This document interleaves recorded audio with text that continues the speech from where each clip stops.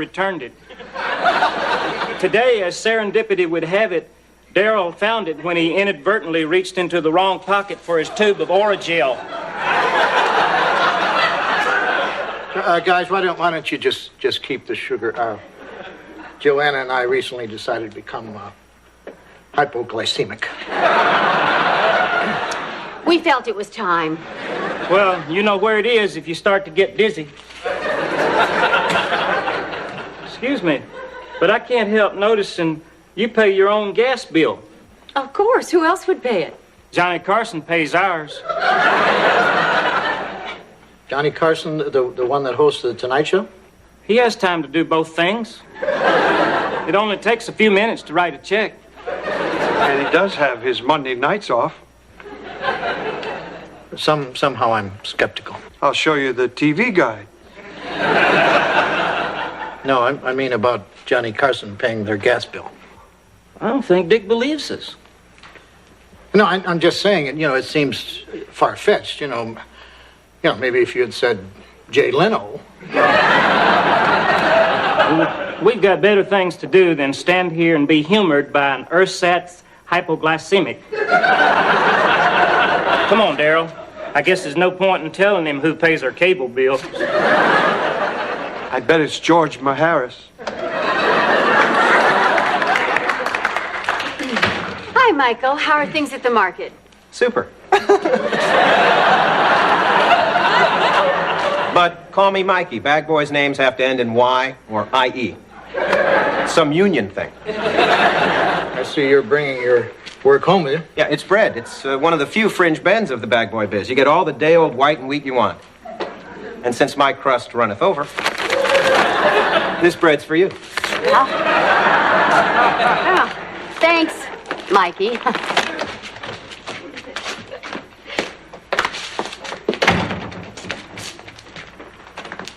Hi, Steph. Hi, Michael. This is Todd, man. Stephanie, I don't mind if you call Todd a man, Todd a date. Unless, of course, he's not a date, in which case he's wasted a snootful of good cologne. So how was your date? Oh, great. Just great. What a great, great date. Was it great for you, too? The greatest. Todd is such a date. You make it easy. Oh. I'll call you tomorrow. You are great. No, you are. Great. Well, I'm so glad you two hit it off. Sometimes when you fix people up, it doesn't work out, and the date's done. Todd's a lerp. You wonder why you even bothered. What's wrong with him? He hasn't the vaguest idea how to treat a woman. He only told me I looked ravishing 4 times. The swine. Perhaps as a fetus, he didn't get enough oxygen. I mean, this dress alone is worth going on and on about. And then he took me to some stupid, boring play, The Taming of the Something. Shrew. I heard that, Dick. Well, Stephanie, if you had such a miserable time, why did you let him think you'd go out with him again? I didn't want to destroy him. And besides, since this whole thing's your fault, you'll have to destroy him for me. What? Well, that seems fair. Boy, there sure are a lot of losers out there. And you seem to know them all. Brainstorm, Steph. Let Michael find you someone. One special boy. One boy to laugh with, to joke with, have a Coke with. You'd do that for me? Who better than I? We were a cupcake twin pack for 5 years. I've read all your diaries. What? Did I say I'd read them? Well, hey, ravishing dress. Good save. Besides, I'd like to think I'm still your friend. Well, I guess enough time has passed since we split up that we could be friends. And while you're finding a guy for me, I'll find a girl for you. And I hope that she turns out to be someone who'll watch over ye. Fantastic. Now, where will we find these someones? Where else? The mall. Of course.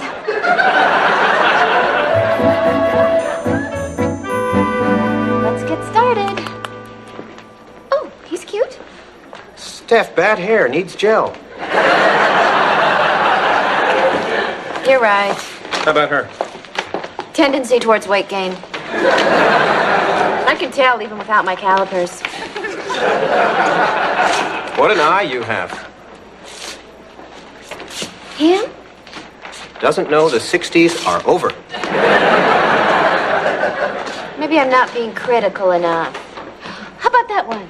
Well, that passerby's possible. Excuse me, sir. Could we ask you a few questions? Sure. Name? Dirk Anderson, Occupation?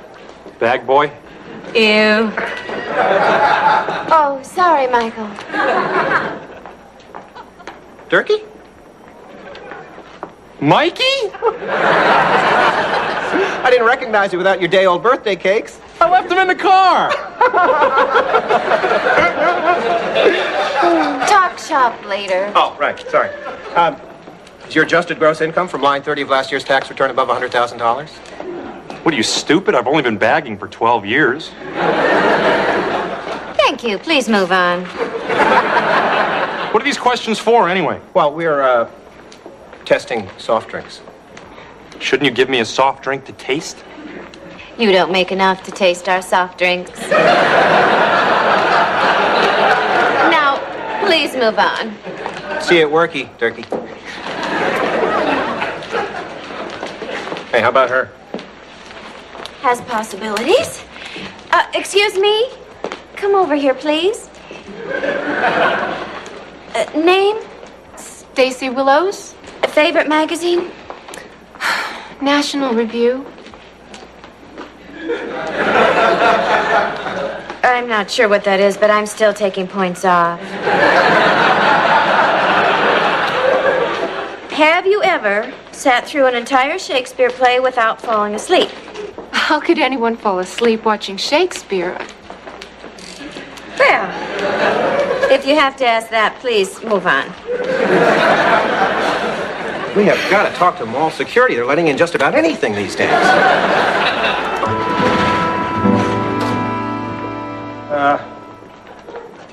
Name? Brett. Brett what? Brett Schwenken. Thank you. Please move on. Hold, please. Steph, we've been here all day. Maybe we should lower our standards. We're not lowering them to Schwenken.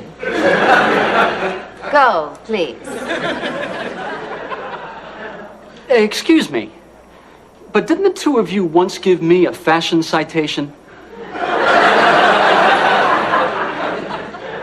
I wouldn't think so. I don't see any obvious violations. That's because your citation really had an effect on me. I was forced to reevaluate my entire life and color sense. I am now possibly the best dressed bag boy in my grocery. Ready? Mikey? I didn't recognize you without your ripped sacks of flour. They're in the car. Well, keep up the good work, you hear? Bye-bye. Later. Is it some sort of bag boy holiday? Mall's closing in 5 minutes. Oh, we can't leave yet. We haven't found our dates. Why don't you go hang out with the other mall rats in front of Mr. Stiffy's motel? There's a lot of dates down there. You don't understand that we're doing a scientific survey to find our spiritual mates. And you haven't interviewed me? Name? Barber. Floyd D. Barber.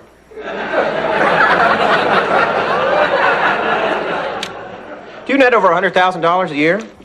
No, but I will soon. I just finished a screenplay, and people are saying good things about it. Very nice. Please move on.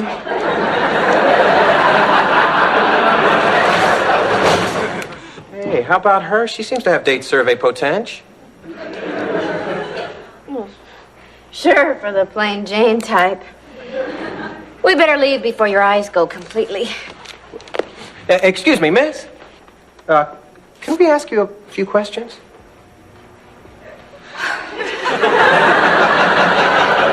All right. Name? Jennifer Allison. Sounds like it was changed from something. Probably Schwenken. Favorite magazine? Ooh, either Cosmo or Vogue. Please don't make me choose which one. Michael, she's all wrong for you. She's wishy-washy. Hey, are you two screening for dates? How do you know? I do the same thing all the time. I haven't had much luck, though. Of course, I've never surveyed you before. How do you feel about Shakespeare? Oh, I love him. He makes the best pizza in the mall. Steph, wipe off that frown and cheer up. Put on a happy face. This is my dream girl.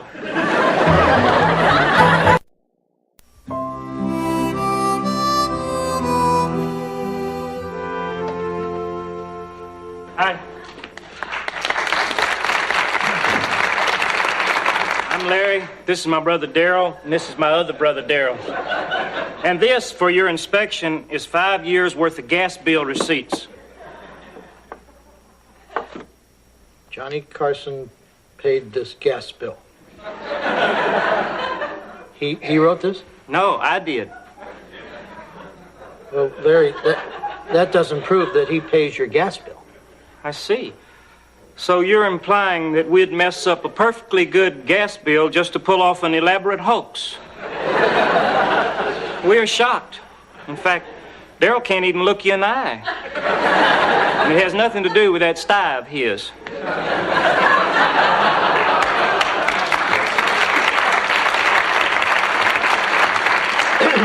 Dick, I can't help feeling a little hurt.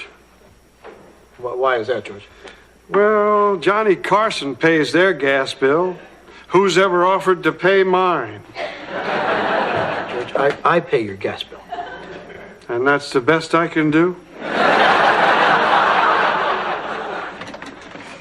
Hi, honey. All right. Did you dump Todd for me? Sort of. I told him you're off to Paris for a year to train for the Tour de France bicycle race. Well, at least you didn't tell him something silly. Joanna, I said dump the guy, not lie to him. You can be so mean sometimes. Greetings, innkeep. Housekeep.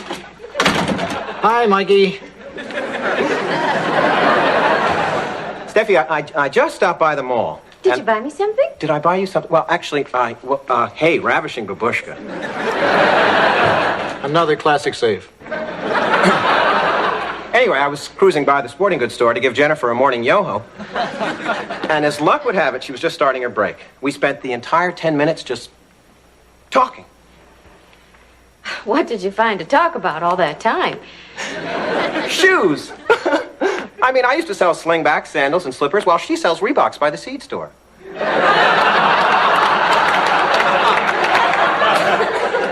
Oh, she's got a real challenging job.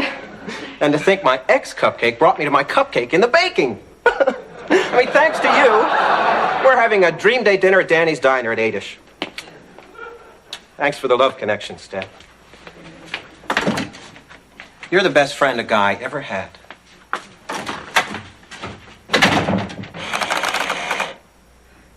No, that would be Johnny Carson.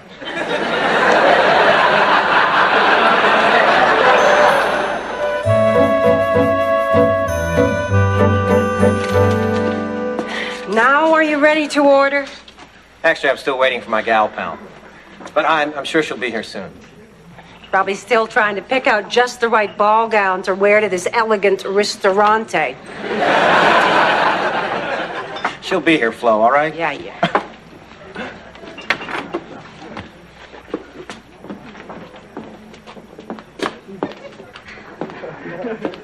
Stephanie? Michael! What are you doing here? just suddenly got a craving for something gray and wet.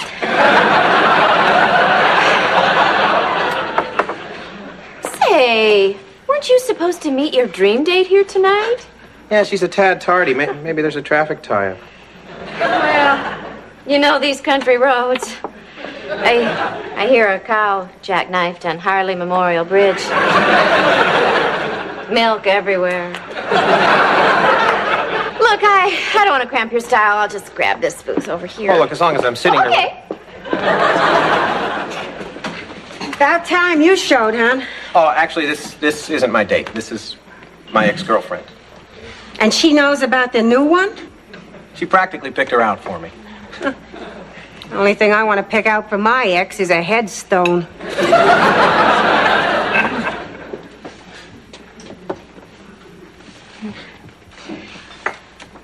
So is this the kind of place you eat at these days? On special occasions. Usually I just stay home and make a nice day-old bread sandwich or some day-old bread pudding. Well, things are always a little tough when you're starting your life over, but you have a new job, new outlook, a new haircut. And maybe a new girlfriend. Yeah. You know, going to that sanitarium was the best thing that I ever did. I mean, I was falling apart, and they put this Humpty Dumpty back together again. Hey, what's keeping Jennifer? Maybe I should call the store. She's not coming. She's not? Somebody called her and told her to stay home. Well, who would do a thing like that? Your mother.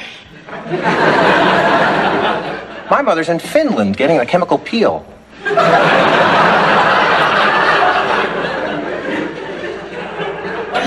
Oh.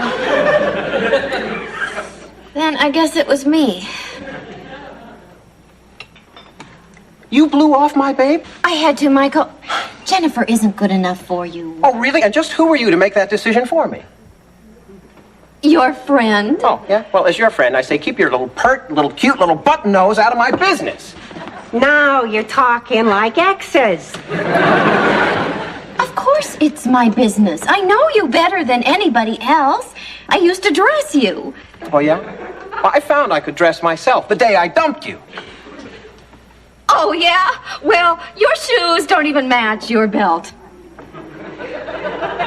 All right, so I make mistakes. But they're mine. They're all mine. And for once, I don't have you bossing me around. And I don't have you tugging at my ankles like some whining puppy begging me to tell him what to do.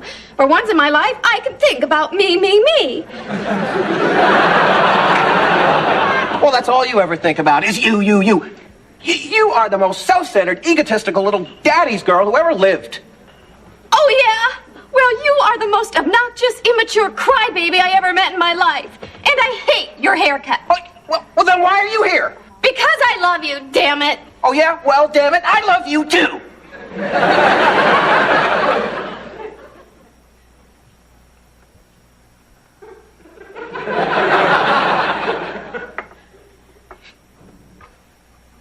So what now?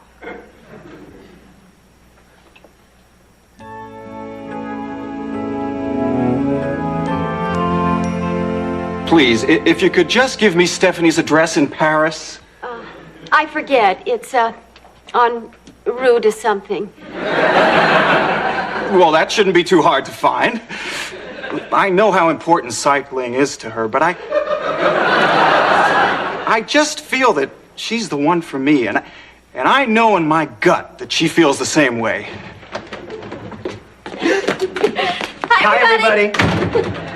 Oh, looks like your guts are playing you for a fool. Where are you two going? Why, to bed, of course. Maybe we missed a beat here. I thought you were just friends. Oh, we're not friends anymore. We're married.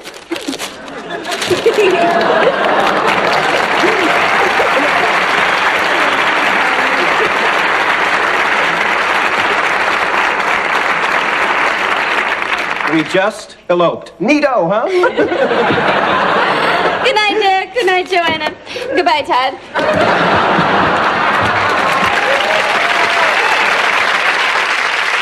Joanna, could you give us a wake-up call, say noonish?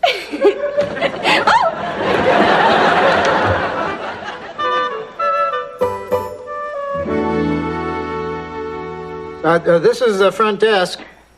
It's noonish. Time for your wake-up call. Stephanie, I can't hear you. Can you stop Michael from singing After the Lovin'? Fine, I'll call you around 4-ish.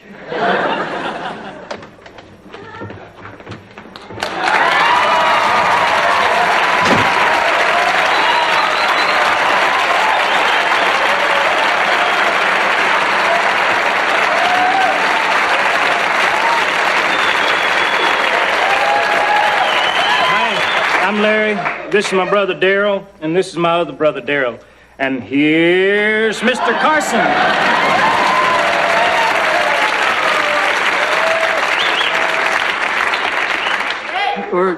You're Johnny Carson. And you're the yahoo that called my friend Larry a liar. Well, I mean, do you really pay their gas bill? Hey, Sparky, do I tell you what to do with your money? Easy, Johnny. He ain't worth it. Come on, Daryl. We got to get Mr. Carson on that noonish shuttle back to Burbank. You know what really irks me about people like you? All you ever do is take. Why don't you give once in a while? Cheap.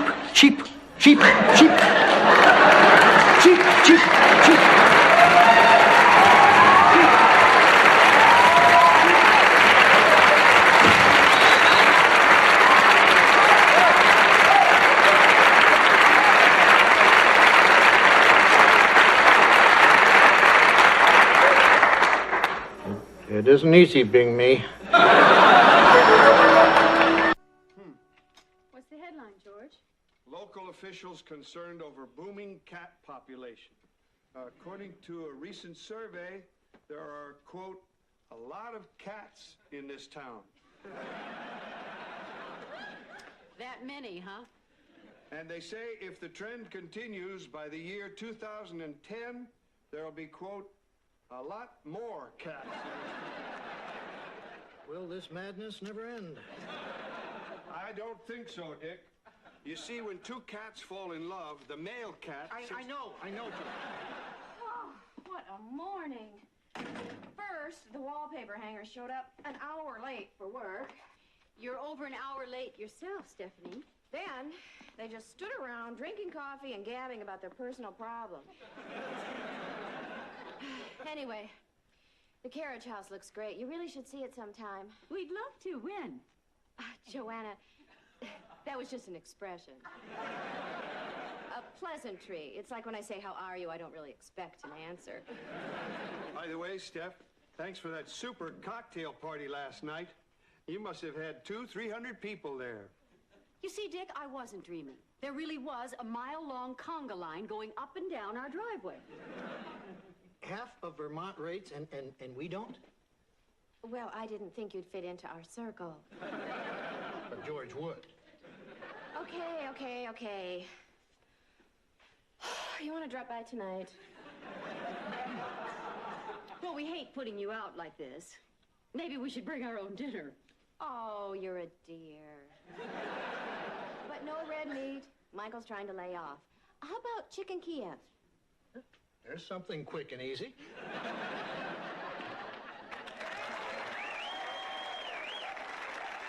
Hi, I'm Larry. This is my brother Daryl, and this is my other brother Daryl. We're here to return George's drill. Oh, thanks. Unfortunately, Daryl's root canal took a tad longer than expected. Well, here's your problem. You had the bit in upside down. Miss Stephanie, thanks again for last night's elegant soiree. My brother so enjoyed tickling the ivories on your new spinet. I'm sure the only thing missing from the evening was us. I'm sorry, Dick. Maybe if you had some hidden talent, it would have warranted an invitation. Well, you know, I played the bongos a little. Could you fellas make it over again tonight? Right now, my dinner party sounds like death. Okay. Thanks. Okay, Joanna, chicken Kiev for 8. Better make that for 9. Sometimes Daryl likes to bring his imaginary friend Ronald to these affairs. Oh, wonderful. I'm always looking for an excuse to spend an entire day in a hot kitchen. Then this must be your lucky day. Say hey, one and all. Me and mine are off to the mall. Can't you just say hi? Not when this slap-happy pappy is charged for charging. The spring infant wear line is in, and I want to scoop up a sack full of those baby Yves Saint Laurent stretchies. Michael, don't you think you're overindulging baby Stephanie just a tiny bit? Thanks for the morning chuckle, Jojo. Oh, by the way, Michael, we're having another party tonight. Dick and Joanna invited themselves over. Dulles or Reedaville. And again, they did give us our casa for nada. 7-ish? The mall doesn't close till 10-ish. How about 11-ish? 11-ish? Pretty late-ish. Oh, what the heck? I mean, doesn't everyone eat dinner watching Carson? Ish?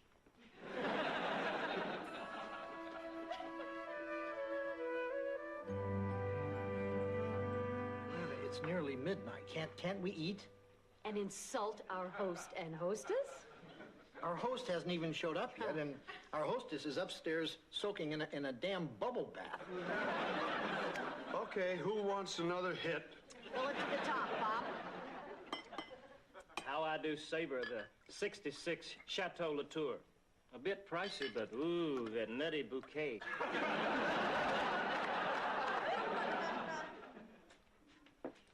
Oh, down so soon, Stephanie?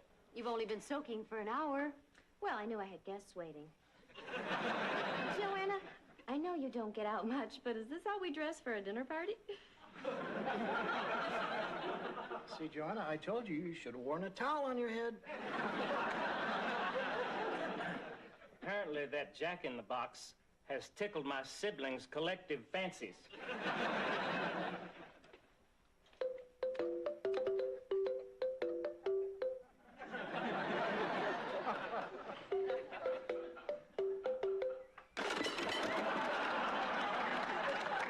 An element of suspense followed by an element of surprise. The same device exploited by Hitchcock in his overly spoofed 1960 thriller Psycho. Sorry I'm so tardy. Mr. Markey's Baby Boutique had a midnight madness sale. Oh, Michael, you look exhausted. Well, why don't we do this party thing another time? But covers all your work. Oh, don't think about that. We can do it all again tomorrow night, right, Joanna? You want us to leave? It's after midnight. Some of us have work in the morning. Oh, baby is so pretty. Yes, you are. Well, glad I had that late lunch at 9:30. We'll grab a burger at Jack in the Box. Tomorrow night, what about seafood? Why the hell not? Careful, Dick.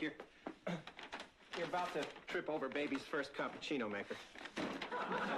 You know, Michael, if you keep buying the baby all this stuff, she'll grow up to be a spoiled monster like, you know, some character on a TV show. Well, I happen to like characters on TV shows, except for that Mrs. Roper on Three's Company. I still can't look at a moo-moo without thinking of that horny woman. Well, since you completely missed my point, I'll be leaving.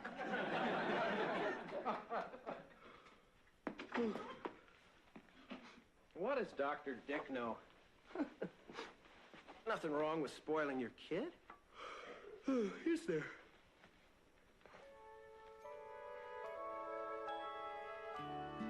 Baby is so pretty. Yes, I am. Oh, yes, I am.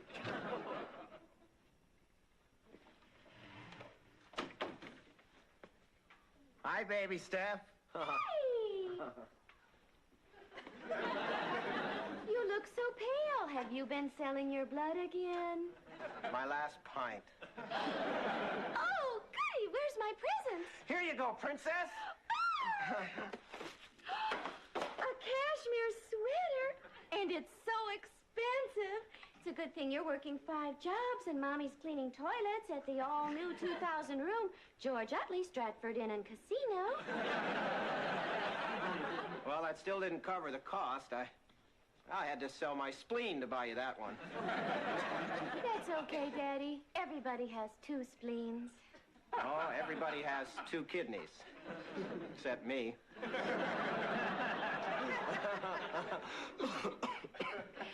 Oh, that's right.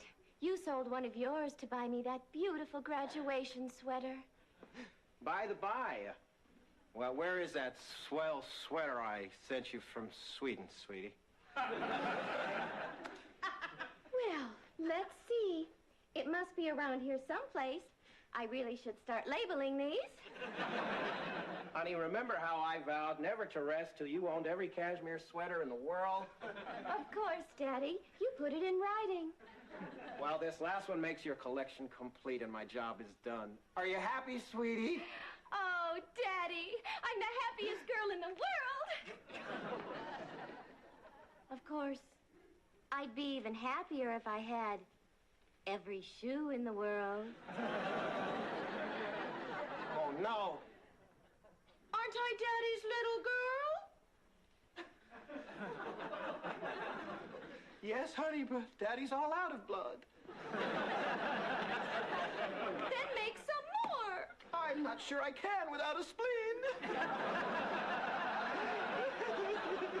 I want pumps, slingbacks, penny loafers, sandals, boots, slippers, wedgies. No. Walking shoes, No. jogging shoes, No. running shoes, No. high tops, low tops, No. mini tops, No. hush puppies. No. No. No. No. Daddy's little girl. Daddy's little ghoul.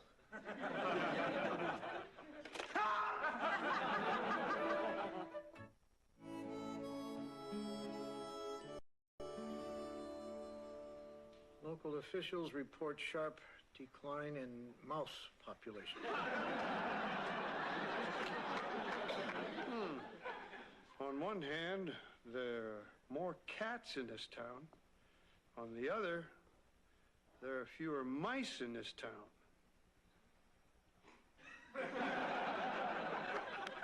There almost seems to be a connection.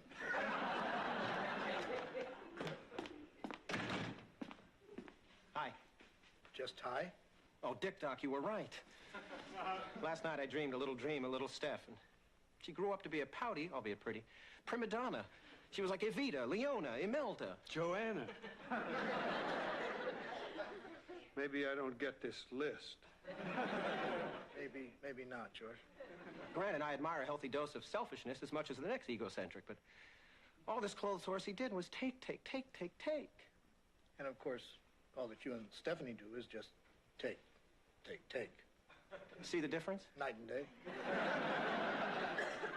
My opinion might not mean much, seeing I'm a childless old bachelor with bum knees and a trunk full of broken dreams. Can we zip this along, G Geezer? Right. Maybe you shouldn't spoil baby Steph. But how else can I buy the affection of my post-fetal femme fatale? You don't have to buy it. Just spend time with her. Take her to the park. Park? You know, that thing across the street with grass and rocks. Grass? Rocks. Think of a park as God's Mall. Sort of a green galleria. Go, man, go. Well, a park has swings to play on and hills to climb. Hills. Let's see. They're like out-of-order escalators. Screeching tires. This six-cylinder Cerebellum just did a 180. From now on, we'll go barefoot in the park and find splendor in the grass and picnic under the yum-yum tree, but please don't eat the daisies. The Poseidon Adventure. Dick, did I just miss the point of another list? Yep.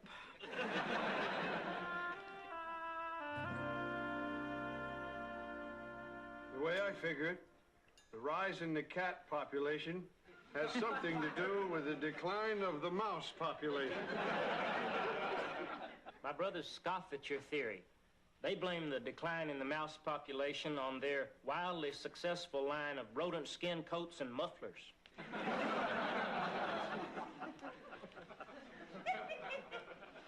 Elegant mouse, rat, and weasel skins. For the discriminating buyer who's tired of wearing feathers. Well, I know I'm pretty bored with my chicken hat. Well, I'm not waiting any longer. I'm going to serve dinner before my crab cakes burn. Is Michael here yet? Probably still out looking at trees. Trees? You mean like they have in those park things? Actually, Michael took little Steph to one of those park things, you know, to show her that the best things in life are free. Well, now, who would put a stupid idea like that in his head? Home again, jiggly jog. Sorry I'm late. I'm late for a very important date. Michael, you have shredded green stuff on your Gucci's. You have been to one of those park things. No more shopping sprees for our little shiksa. Wilderness, the good earth, the lilies of the field. The guns of Navarone. Michael, what's wrong with you? Have you forgotten our vow of materialism? But Muffin, I had a dream. I've been to the mountain. This is no time to quote Shakespeare. Michael, read my perfectly lined lips. No more park things. Who knows what horrible effect it could have on our child? My mother used to take me to one of those park things all the time. You see? Well, a lot you care about my spleen. All right. Let's eat. Well, you look at the time. Imagine how much fun one of these dinner parties would be if we actually ate dinner. I agree, Darryl. This is eerily reminiscent of our all-naked production of Edward Albee's Who's Afraid of Virginia Woolf.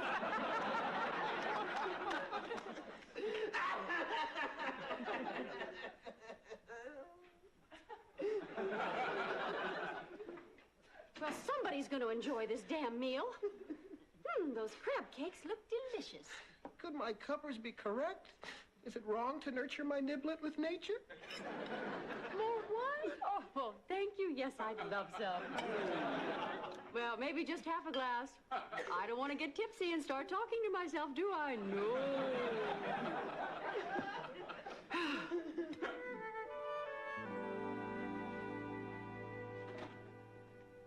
Hi, baby Steph. I'm home.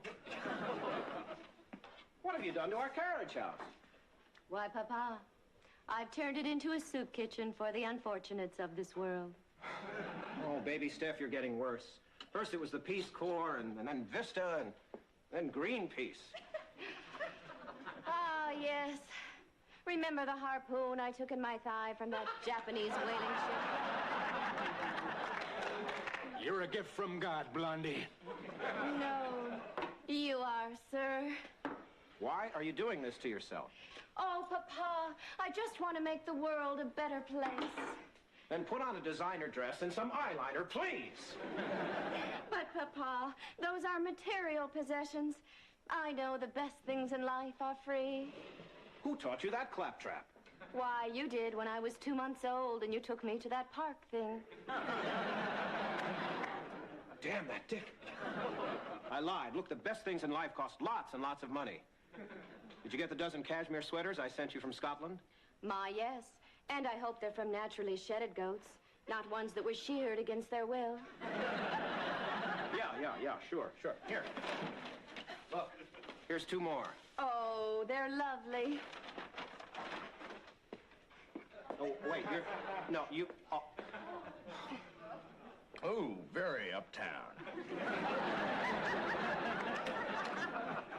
But not so dressy you can't wear it downtown. Baby Steph, I order you to stop giving away your pretty things. Who needs expensive clothing? You do. Oh, Papa. Virtue is its own reward. If you insist on disobeying, I'm just going to have to buy you more sweaters. I'll just give them away. Then I'll buy you shoes. I'll just give them away. Then I'll buy you hats. I'll just give them away. Then I'll buy you dresses. I'll just give them away. Then I'll buy you furs. Ew.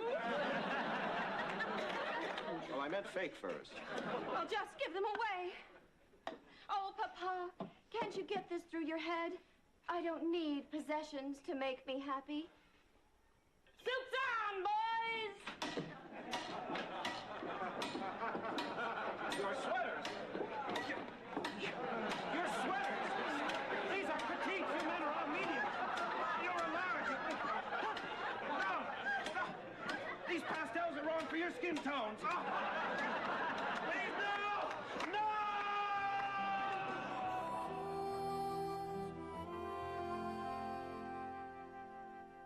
What's in the evening paper, George? Oh, the usual. War, politics, cats.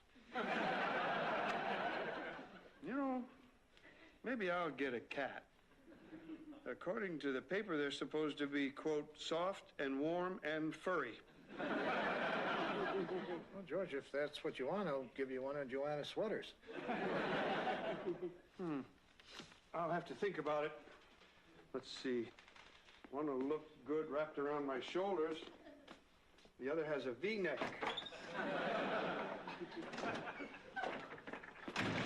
There you are. And here I go. Catch the lights on your way out. Oh, hearken to my tale of woe. Good night. Good night. Dick, wait. Last night I had a nightmare on Baby Steph Street, Part 2. I denied my bubble her booty, and she grew up to be kind to mankind, man. Kids of the future.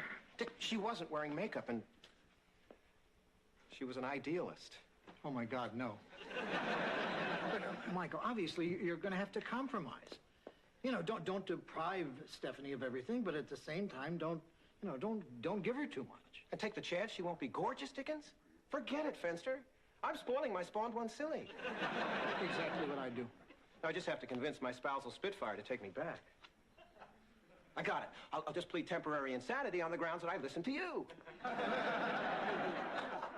I'll just tell her I was stir-crazy, I was bananas, that this one flew over the cuckoo's nest. The blob.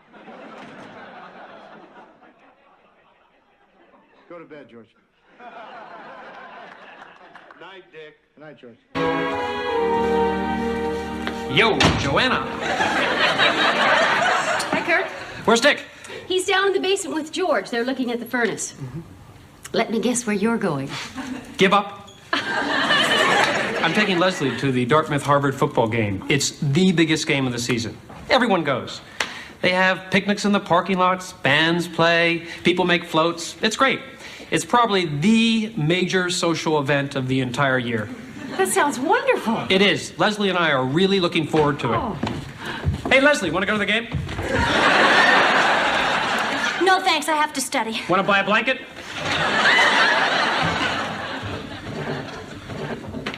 Well, I think the best thing to do is just buy a new furnace. I mean, we need a bigger one anyway, don't we? A bigger one won't fit in that corner. Well, then put it in the southeast corner. That's where the stairs are. Well, then put it in the southwest corner. Then you'll put it on top of Mrs. Newton. Who? Mrs. Newton, the lady who's buried in the basement. There's a lady buried in our basement? You didn't know that? No. Oh, well, sit down. This may come as quite a shock. Joanna, did you hear this? What? What would you say if I told you there was a body buried in our basement? I'd say it. What would you say if you weren't a college graduate? What are you talking about? He's talking about Sarah Newton, the lady who's buried in your basement. Are you serious? You want to see? I'd like to see it. Yeah.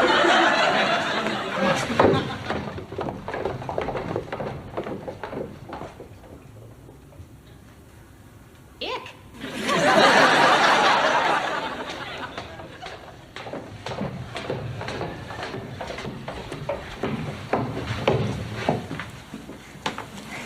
Close the door.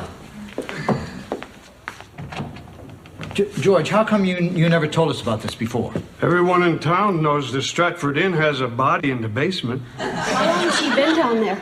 It must be close to 300 years. Everyone in town knows that. Why is she down there? That no one knows. I can't understand why nobody told us about this when we bought the place. Well, maybe they did and you just forgot. I don't think so. Dick, I'm not sure that I can live up here with her down there. Honey, I think maybe you're just, overreacting. I think in time you'll get used to her being down there. I mean, I'm down there all the time, and sometimes I don't even know I'm walking on her.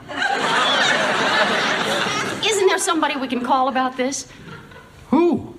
Well, I don't know, but I don't like the idea of a body being under our bedroom. Actually, it's not under your bedroom. It's buried in the southwest corner, which would put it under, my study. All right, let's not lose our heads about this. There is one person I can call.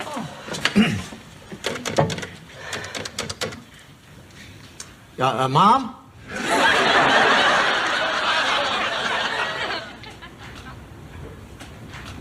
Dick, I picked up a couple of brochures on some furnaces. I thought you might want to take a look at them. What's the difference? Well, this one's in color.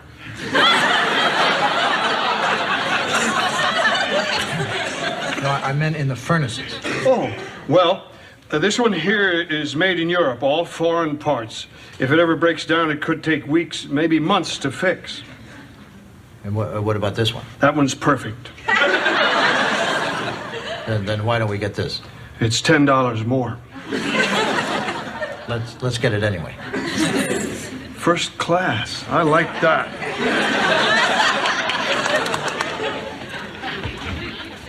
Joanna, great news. Dick and I solved the problem in the basement. Oh, thank goodness. Yeah, we decided to put in a new furnace. Top of the line.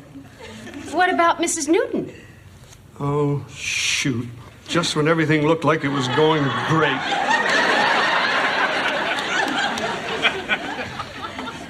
Hi, honey.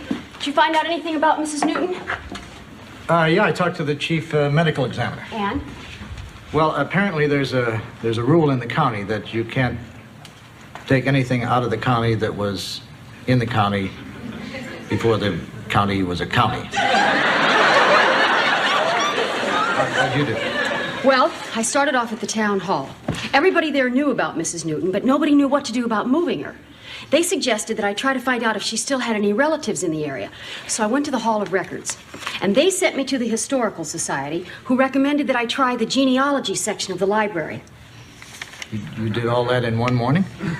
Yeah, I'm surprised all you did was make a phone call. Well, I didn't just make a phone call. Oh. What else did you do? I ate an orange. Well, while you were eating, I found out that her husband, Jacob Newton, was one of the original settlers and founding fathers of the town. I also found out that the Newton house was on the same site as our house, which means that our basement was their basement.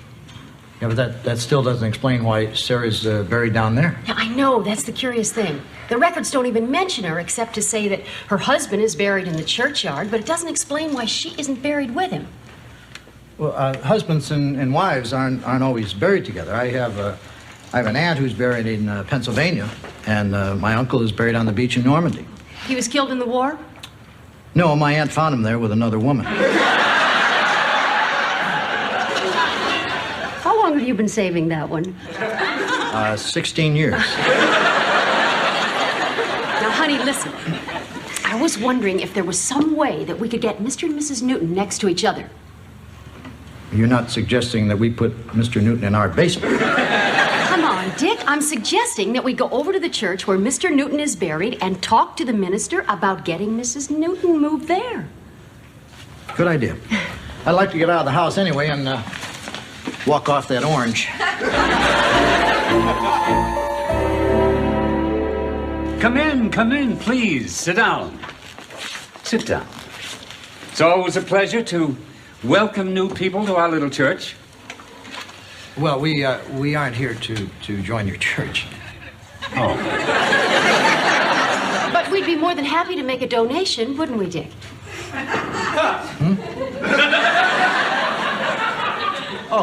Sure.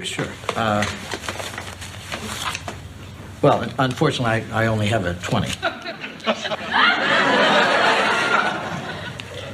But I'm sure it'll be put to good use. Yes, thank you. Now, how may I help you? Well, the reason we're here, and I know this is going to sound incredible, we found out that a woman is buried in our basement. You must be from the Stratford Inn. Right, the incredible Stratford Inn. You're referring to Sarah Newton?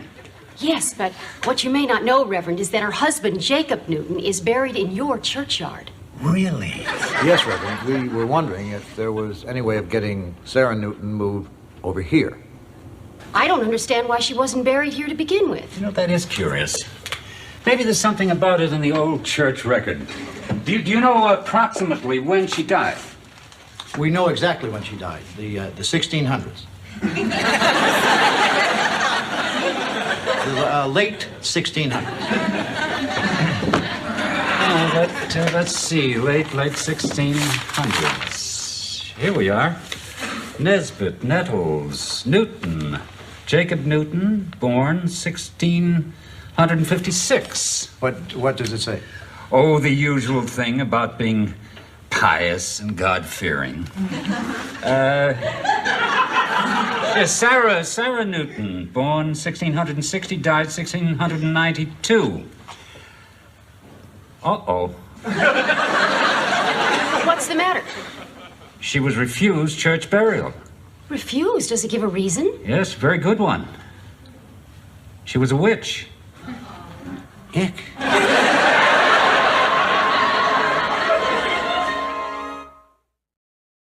I don't believe this. She was refused a proper burial because someone accused her of being a witch? Oh, that is the most ridiculous thing I've ever heard. Well, maybe now, but in the 1600s, it was a real sticking point. Well, what did they do? Burn her at the stake? Oh, come now, Mrs. Loudon. They never burned witches at the stake in this country. This is America. What did they do? They hung her. Of course, afterwards, the mob did wander over and burn down her house. Well, I suppose after a hanging, it's kind of hard to just go home and kick off your shoes. You know? Well, at least now we know why she's buried where she is. That poor thing. What could she have done to make people think she was a witch? Well, let me see if it's here. She was seen burying a cat at midnight. She made a lady's hair fall out. And she was accused of turning someone's son into a badger. And that's it? Well, honey, if she really turned a kid into a badger... This whole thing is preposterous. Oh, Reverend, surely you can see how unfair all these charges were. Well, of course, but unfortunately she is still listed by the church as a witch. Well, isn't there anything you can do to get Mrs. Newton's name taken off the witch list? Well, one way is to go to the church's executive council and have the name stricken from the record. Then you will have to file a brief showing cause why the church was erroneous in its original views, and have the church hierarchy render a unanimous decision to reverse the former decision against her. Oh. Or another way would be to just cross her off the list. You can do that? You got a pencil?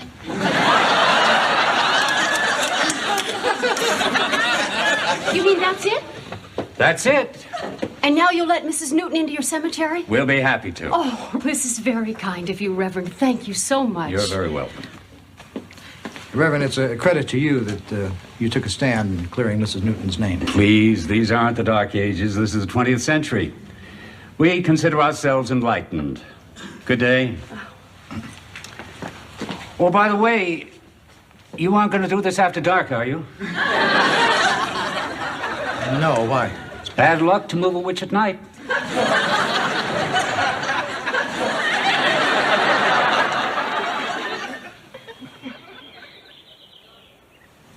Mr. Garver, we appreciate you calling to confirm your reservation. I have it right here in front of me.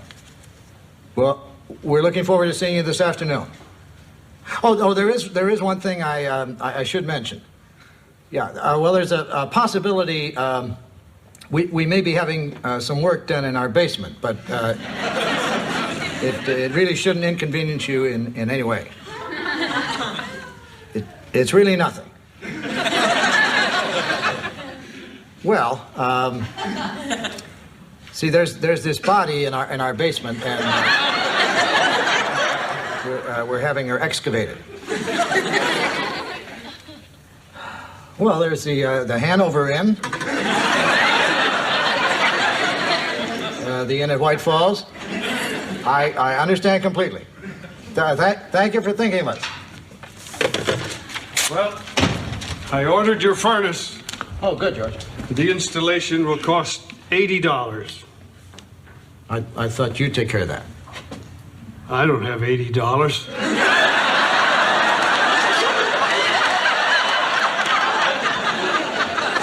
I thought you'd install it. Oh, well, I guess I could do that. Do you know anything about furnaces? Well, I know they go in the basement. They give off heat. And if you want one installed right, it costs $80.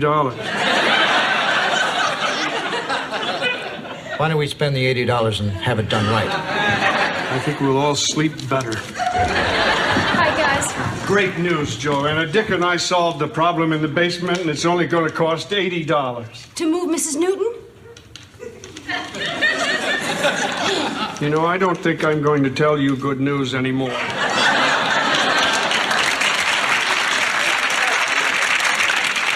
I thought he meant the people from the mortuary were here. No, they should be here any minute. Oh, I am going to be so relieved when this is all over. You know, the more I learn about Sarah, the more attached I feel to her. You've really been reading up on this. Well, I can't sleep at night. I have to do something. Did I tell you that she had 7 children? 2 of them almost died of consumption, and she nursed them back to health. On top of that, she taught them all to read and write. She made all their clothes. She grew all their food. Then they accuse her of practicing witchcraft? It's ridiculous. I agree. When would she have found the time? Hey, Leslie. Thanks a lot for doing that. For showing you Mrs. Newton? No, for going down alone in the basement with me. Great grave, Dick. Thanks, Kirk. That means a lot coming from you. So, who did you find to replant her? Kirk, please, we're trying to handle this with as much dignity as possible. I think the kid from the mortuary's here. The kid? Come on, Leslie. I don't think the Gardendale mortuary is going to send over a kid.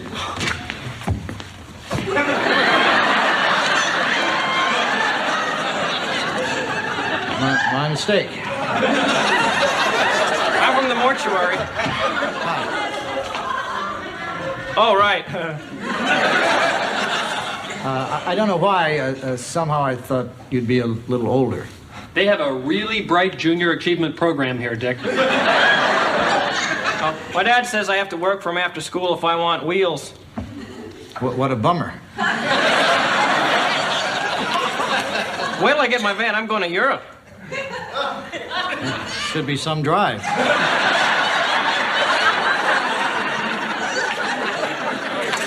So, where's the loved one? She's in the basement. What do you got, like a rec room down there? No, it's just a basement. She's buried down there. She's been buried down there for 300 years. I thought everyone knew that. Hey, I don't know what happened last Tuesday. It doesn't matter. The point is, we want her moved. And what do you want me to do? The digging. What do you like, the Addams Family? No, we're just average people trying to get a body moved out of our basement. Not by me. Hey, wait a minute. Adios. We got a deal. Deal this. I saw that. I tell your father you can kiss your van goodbye. Can you believe that? What a rotten kid. You know, somebody like that shouldn't be working for a mortuary. Somebody like that should be a badger. Only now what do we do?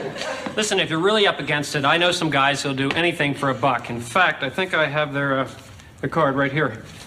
You'll do anything for $1. They're not kidding either. I had them cut down dead trees, haul away trash, recommend restaurants. Sounds too good to be true. What, do you really think we should call them? I think we're out of alternatives.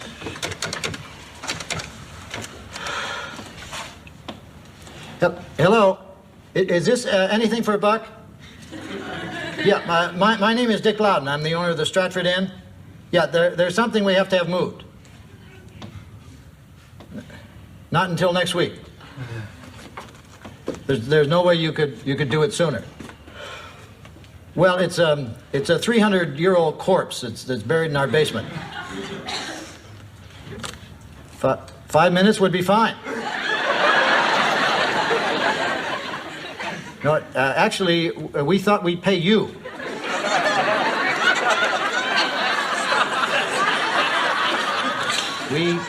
We can't wait either.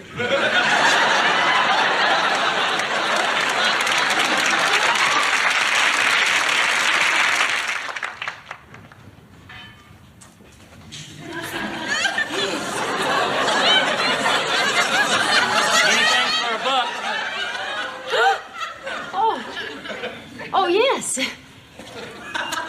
Dick, the gentlemen are here. Hurry, okay?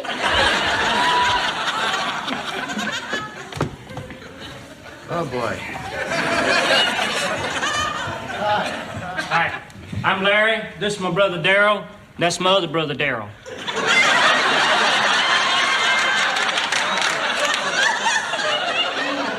So, how you doing?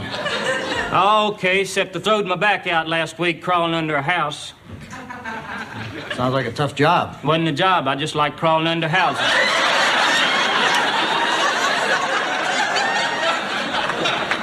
Where's the little lady? Mrs. Newton is down those stairs.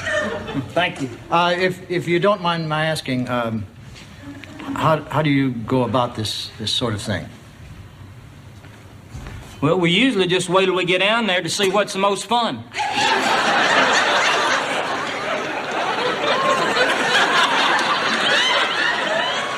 Well, you seem real eager to get started. Honey, do you have any questions for the guys? Do you have any questions? Dig her up, right? Right. No questions.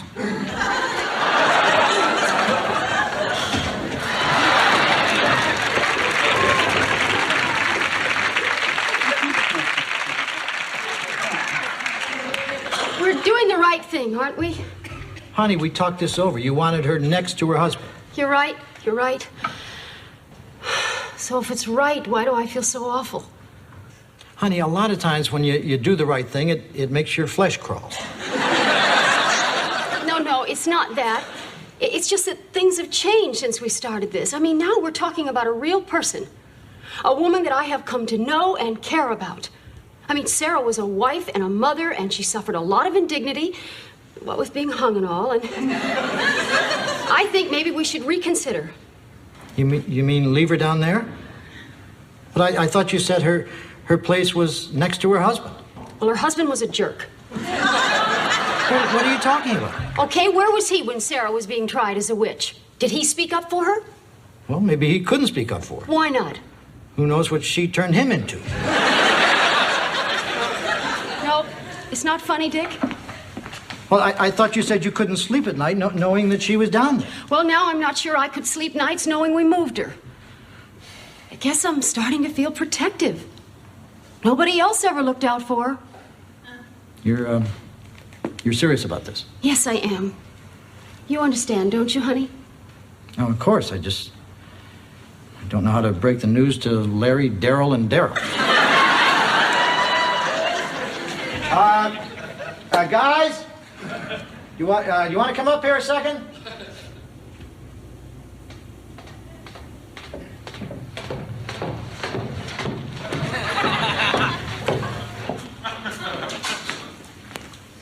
Yeah? So how far have you gone? We're still flipping for the first digs. I don't know quite how to tell you this, but my wife and I, we've changed our minds about moving Mrs. Newton. This comes as quite a shock. But of course, we'll be glad to pay you for your time. And if there's anything like this ever comes up again, you'll certainly be the first ones we'll call. I wish there was some way of making this up to you. Well, Dick, there was that dead possum out by the well. We'll take it.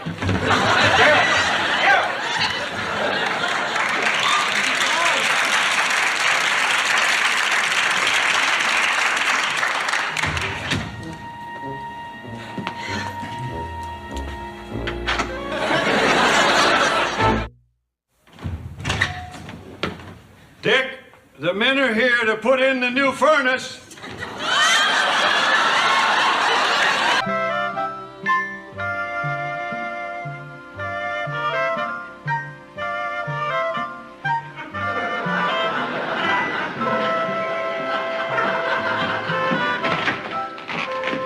Honey, I've worked hard all my life, right? Right. If I could have one extravagance for all the work I've done, what do you think that would be? What did you think it would be? Snowmobile? Oh, boy, a snowmobile. Morning. Morning. Hi, guys. Guess what Dick is buying? Season basketball tickets. Close, a snowmobile.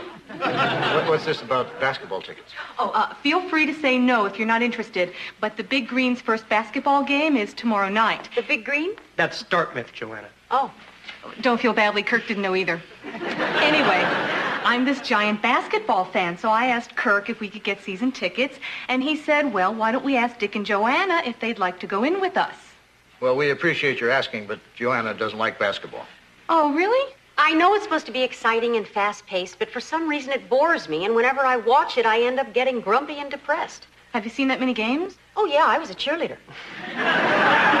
George, how about you splitting the tickets with us? Me? Yeah, you like basketball. But who would I go with? That's the great thing about this. You can go with anybody you want. Dick, would you go to some of the games with me? Sure, George. I love basketball. I'll even pay for the games I go to. Remember, you're buying a snowmobile. I'll just buy a cheaper one, George. In that case, I'll do it. Great. You go down today, stand in line, and get the tickets. Kirk, this was our idea. I think one of us should go down and get the tickets. That's okay. I'll take care of it. Thanks. That's sweet, George. Does anybody know where the Dartmouth ticket office is? Somewhere at Dartmouth.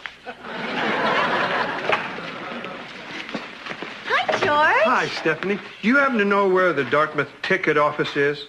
Somewhere at Dartmouth. Dick was right. Joanna, how would you like to go to a poetry reading tonight?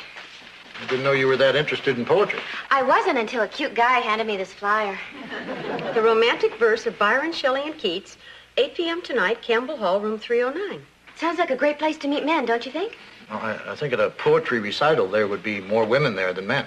And I think other men will think the same thing, which is why I think there will be more men there than women.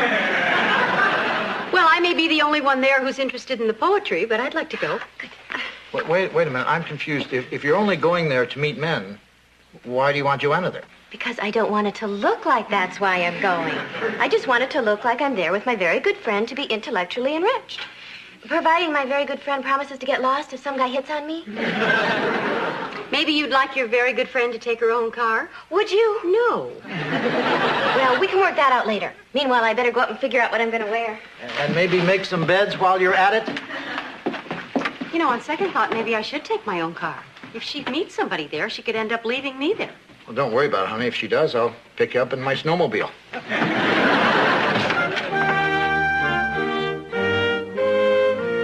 For me, I fain would please the chosen few. Those souls to feeling and to nature true will spare the childish verse and not destroy the light effusions of a heedless boy. I seek not glory from the senseless crowd. Of fancied laurels I shall ne'er be proud. Their warmest plaudits I would scarcely prize. Their sneers or censures I alike despise. Thank you, Ted. That was answer to some elegant verses sent to a friend by the author complaining that one of his descriptions was rather too warmly drawn. And that concludes our selections from Byron. Are there any questions or comments? Yes. I just wanted to ask, Ted, isn't it? Yes. Could you tell me when that last poem was written? November 26, 1806. I thought so. Thank you. Well, if there are no more questions or comments, why don't we take another 10-minute coffee break and resume with the selections of John Keats.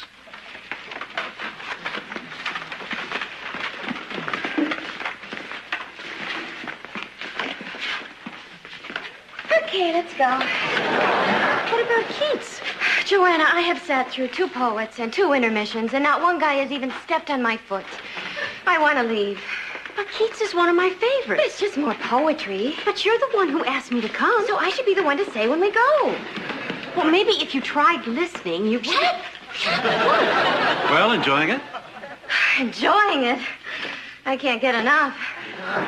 In fact, I was just telling this lady here that the best is yet to come. Oh, you're an admirer of Keats, are you? We're talking Keatsomania. And who do you admire? Well, actually, I like Keats, too. Although I think Byron was probably the more romantic. Well, certainly in his personal life. To quote J.H. Plum, Byron was born to be romantic, the driven individualist, sensitive to wrong, yet capable of diabolical personal behavior, saint and sadist in one impulsive heart. By the way, I'm David Cameron. Stephanie Vanderkallen.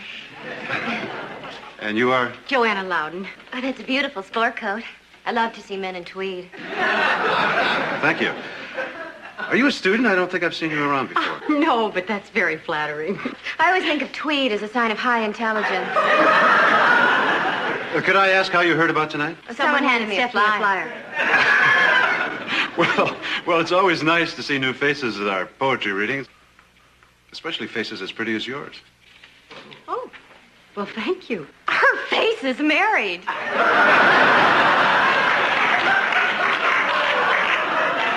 I beg your pardon?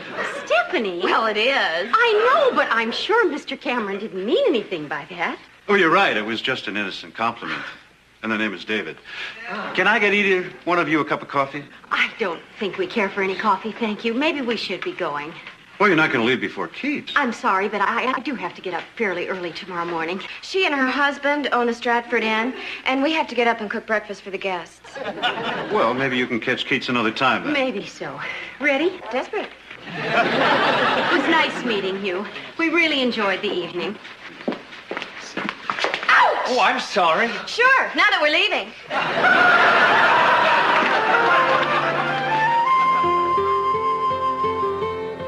Yes, I want to place an order from the sales catalog. On page 32, the Silver Eagle snowmobile with the telescopic strut suspension and the twin piston port engine. Yeah, it says in the catalog that you can get optional leather grip handles. Yeah, are they really good or pretty much decorative? Just decorative. Yeah, give me those 2. One more thing. The picture in the catalog, it shows the guy riding the snowmobile. He has a jacket on with a Silver Eagle decal on the back. I was wondering, would you... Oh, you do? Good. Yeah, give me one of those, too. Right, thank you. Goodbye. What was that about? I'm just getting my snowmobile. So how was the poetry reading? I take it you didn't feel that Keats was all that he's cracked up to be? We didn't stay for Keats. I know Stephanie's upset, but it really was kind of funny. What was? Well, we were there because Stephanie wanted to meet some men, right? Right? I'm sorry, Stephanie, but you do have to admit it was ironic. Anyway, this professor came up to the two of us at intermission, and instead of talking to Stephanie, he started talking to me. Talking to you, who was flirting his brains out. He was not.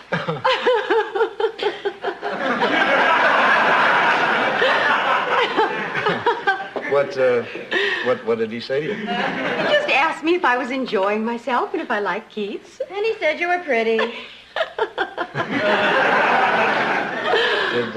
Did he say you were pretty? Oh, no, not really. What he said was I had a pretty face. Well, then he said you were pretty. Well, I guess he did, but he didn't mean anything by it. He was just trying to make me feel comfortable. I get it. Hello, Stratford Inn. Yes, she is. May I tell her who's calling, please? Oh, hold on. Was the professor's name David Cameron?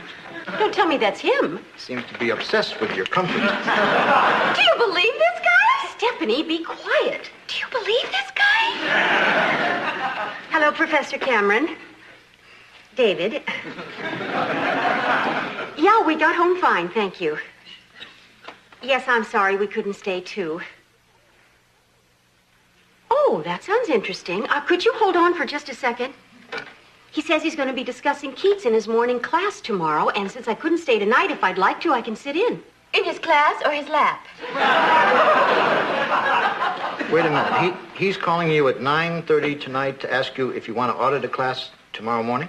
What's wrong with that? Oh, come on, you two. He's just being nice. Look, he knows I'm married. Do you think he'd be calling me here if it was anything but innocent? That is so insulting. What is? That you don't think it's possible that a man could find me intellectually stimulating. I happen to like Keats. He happens to teach Keats. But you think the only reason he could possibly be calling me is because he likes my face. Look, I'm not making this difficult. I mean, if you want to go to a class by some good time Charlie, crawl out from under the rock poetry professor, then go ahead. David, what time did you say that class was tomorrow? 11:30? I'd be happy to attend. Thank you for asking. I'll see you then. Bye. Now, if nothing else, I'm going to prove to both of you that a man and a woman can share interests and be friends without being anything more than that. Maybe then you will see that the both of you are being childish. Now, if you'll excuse me, I'm going to bed. I have school tomorrow. How can you let this happen? Stephanie, you have to understand something. No matter what I think of this guy, I trust Joanna. Oh, I never thought of that. So what do you look like? He's gorgeous.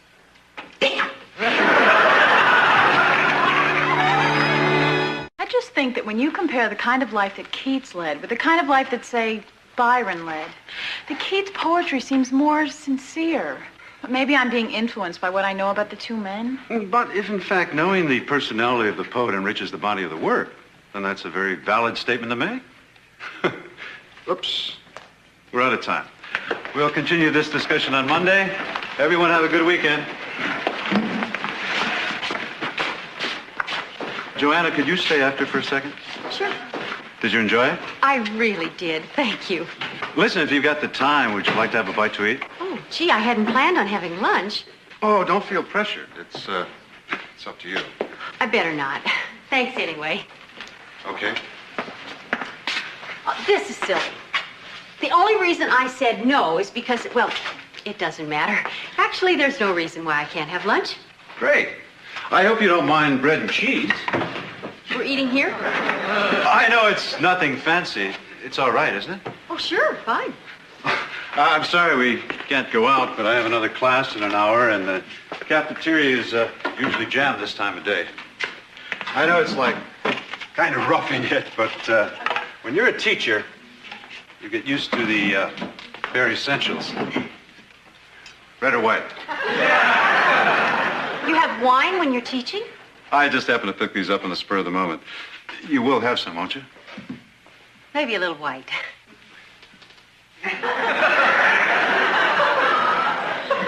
You're very good at that. You know, there's something I have to tell you. What's that? It sounds silly, but my husband didn't want me to come here today.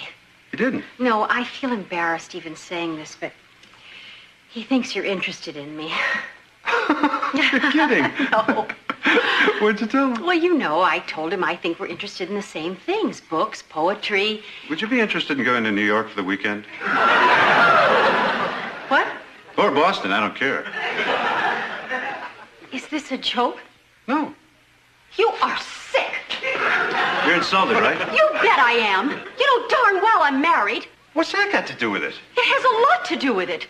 I happen to believe in fidelity. Well, Joanna, you don't understand. This isn't some shallow, off-the-cuff proposition. I really have the hots for you. This is unbelievable. Why? This is exactly what Dick said you would do. He said you were coming on to me, but no, I said you were just a nice guy who liked Keats. I made a big speech about how men and women can have platonic relationships. Boy, naive me. Oh, wait a minute. You actually said all that? You bet I did, and more. And now I feel like such a dope. Oh, God, I hate myself. What? I mean, that was a lousy thing to do. I don't know why I did it. I mean, I won't even try to make any excuses. I guess I'm just a victim of the age we live in. But you know what really makes me sick? I happen to agree with everything that you said. I think that men and women should be able to be friends without any complications. And you're the kind of woman I would love to have for a friend, Joanna. But oh no, I had to open up my big, stupid mouth and really blow it. Well, now take it easy. I'd like to think I'm broad-minded enough to allow people to make mistakes. No, not one this big. Yes, I am. This is incredible. You are absolutely the most understanding woman I have ever met in my life, Joanna. What would you say to Justin Nooner?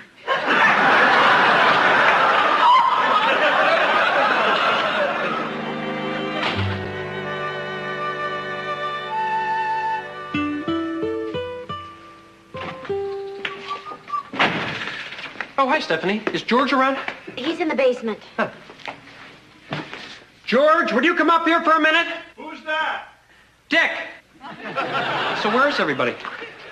Dick's writing, and Joanna's at a poetry class. You seem depressed. Kirk, if I ask you a question, will you answer it honestly? Sure. Do you think I'm attractive?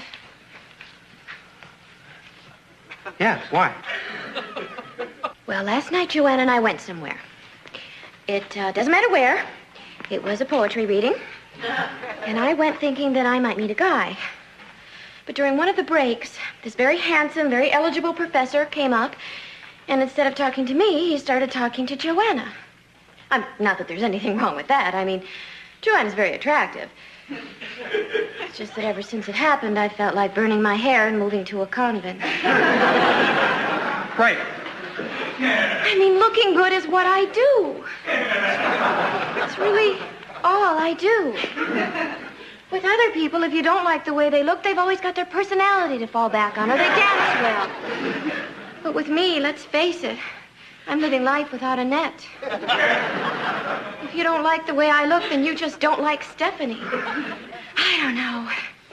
I keep thinking maybe it's time I started trying to improve myself. Read more, take more of an interest in other people. Just try to become a better all-around person. Stephanie, you're a very attractive young woman. You've got great hair, great skin, ace chassis. You don't need to be a better person. Oh, Kirk, I had a hunch it was you. Yeah, I came over to find out if you got the tickets yesterday. I've got them right here. Great. Don't forget, you owe me $20. George, if I ask you a question, will you answer it honestly? We'll talk later. Hi. Hi. How was the class? Fine. More to the point, how was the professor? Fine. How's everything here? Everything here is fine. Oh, hi, Allie.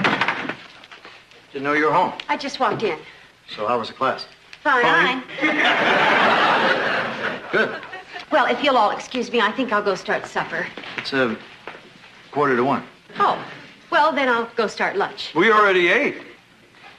Anybody feel like tea? Honey, did something happen in class? Oh, Dick. Good, something did happen.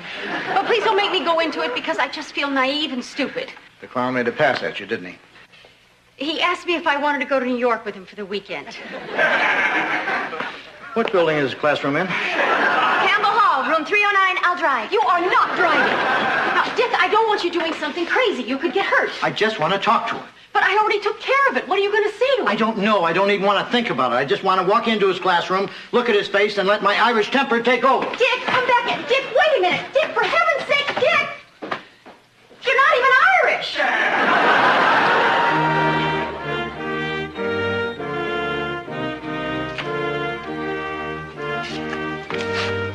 Excuse me, is this Professor Cameron's room? Yes, it is. Can I help you? Are you Professor Cameron? Yes, I am. I'm Dick Loudon. How do you do? My wife is Joanna Loudon. Uh-oh.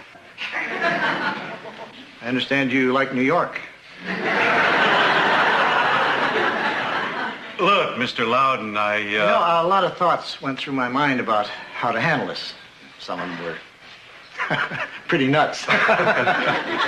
But since we are civilized men living in the 20th century with respect for each other's personal property, I certainly wouldn't come over here to break furniture.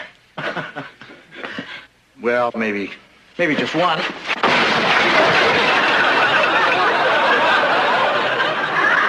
Mr. Loudon, this may not mean anything to you, but I think I should tell you these aren't my chairs. But this is yours, right? Right. You know, there are a lot of things I could say to you, but I didn't come over here to give you a speech on morality or tell you how you should conduct your life. What I did come over here for was to sit down, man to man, discuss the problem, and see if we couldn't come up with a mutually acceptable solution. What if I promise never to go near your wife ever again as long as I live? You know, that's funny. That's exactly the solution I was thinking of. I'm glad we found it. Well, I won't take up any more of your time. Nice meeting you, Professor. Wonderful meeting you, Dick. And you will send me the bill for this. No, I'll take care of it. You're sure? Oh, yeah. Great.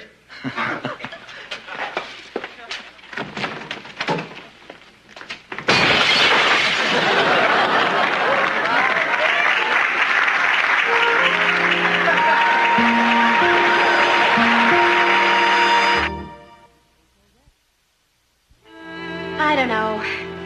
I keep thinking maybe it's time I started trying to improve myself. Read more, take more of an interest in other people. Just try to be a better all-around person. Sounds like a good idea. Maybe I'll talk to Dick. We're leaving. Oh, where are you going? Dick's taking me out to dinner. Yeah, Joanna didn't get much lunch. Hi, guys. Hi, everybody. I thought you were going to the basketball game. We were, but Kirk came down with a throat infection. I guess the tickets are yours, George. Oh, thanks, but who could I get to go with me this late? That's your problem. I'll go with you. You will? What? How can you go? I'm sick. Well, then you should be home in bed. You ready, George? I'll get my coat. We can take my car. Bye, sweetie. Take care of yourself. Yeah, we should be going, too. Good night, guys. Night. I hate when things don't go exactly as I planned. What am I supposed to do tonight? Kirk, I know I've asked you this question before. But answer me honestly. Do you really... I quit. I can't write this book on making pillows. I'm out of patience. I'm out of time. And if I inhale one more feather, I'm going to officially qualify as a mattress. Calm down and tell me what happened. It exploded again. I'm going down to O'Shea's. Dick! No telling what time I'll be back. Dick, it's not even noon. Joanna, don't try to stop me. I need a milkshake. Dick, come on. You've never given up on a book before. That's because my other books were about things I knew about. Guy stuff, lumber, steel, bricks. Not things that can fly up your nose. Honey, I sew pillows all the time. Let's go sit down and I'll show you how. Okay, but if this doesn't work, I'm going to go down to O'Shea's and drink myself under the plastic clown. Hi. I'm Larry. This is my brother Daryl, and this is my other brother. We know, Larry. What can we do for you? Termites have infested our domicile. It's awful. Have you called an exterminator? Yeah, he's fumigating Monday. The sad thing is, in order to get rid of the termites, he has to kill the silverfish. There's so much senseless slaughter. Anyways, much as we'd like to, they won't let us stay during the gassing. So we've come over to prevail on you for a reservation. You want to stay here? Basement will be fine. Larry, the basement is dark and damp and full of mildew. You don't have to sell us. Fellas, the basement is not available. Why don't you try a room? Okay. See you next Monday. Told you we should have made reservations earlier.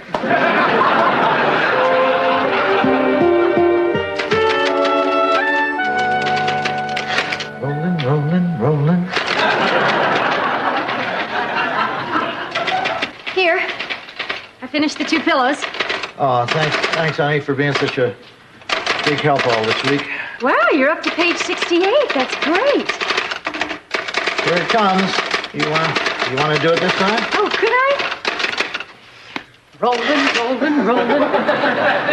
That is fun. Thanks. Well, you earned it. I never could have finished this book without your help. You know, maybe I should put your name on the book too. Okay.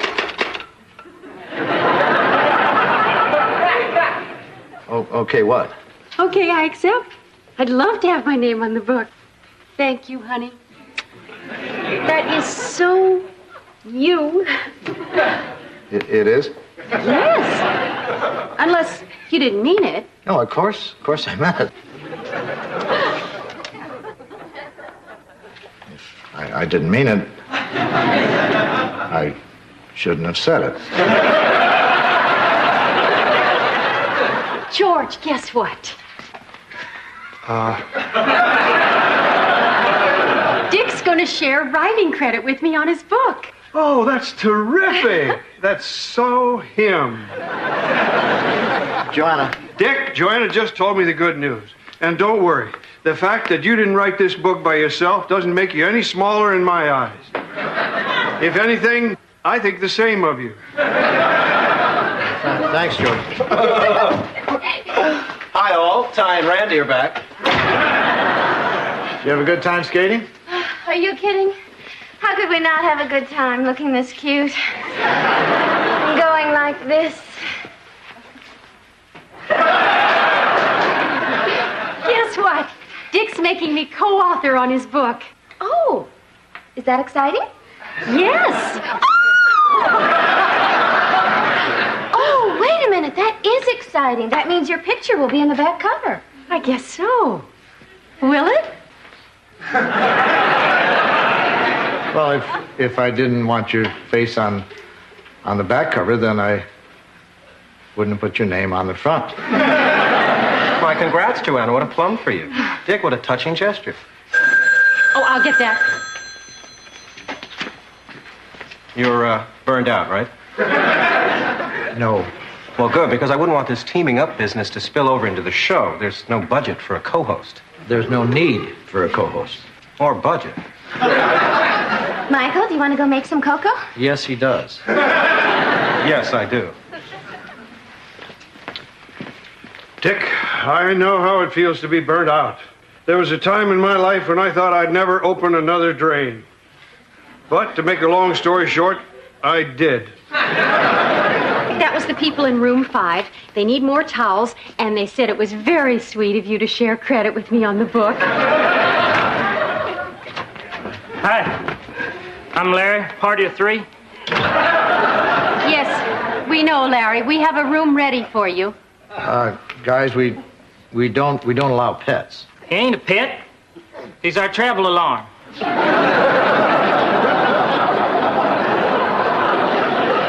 I'm sorry. We have rules. Too bad. Daryl, take Long Jeans here out to the porch. Here's your key. Enjoy your stay. Okay.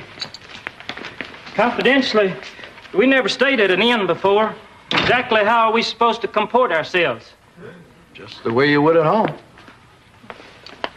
Our home. I guess we could give it a shake. I suppose the polite thing is to say hi to the neighbors.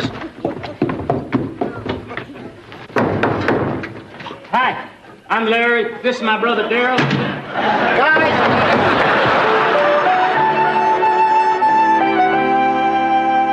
Elliot, you're my agent. You're supposed to be supportive. Well, calling me a has-been burnout is not supportive. There is no best sense of that phrase. Joanna is not slowing me down. The book will be a few days late. Elliot, what's that static? Alka-Seltzer. Well, listen to this. This is a dial tone.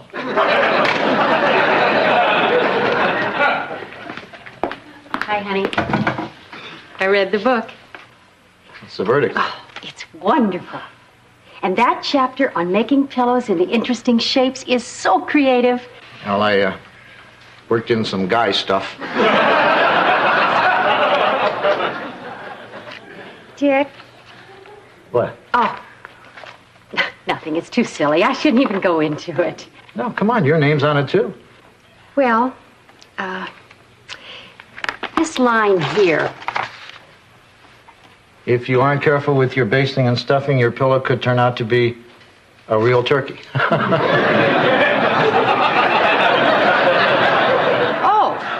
Oh, it's supposed to be funny. Well, how do you want me to say it? Careful basting and stuffing are important? That's much clearer.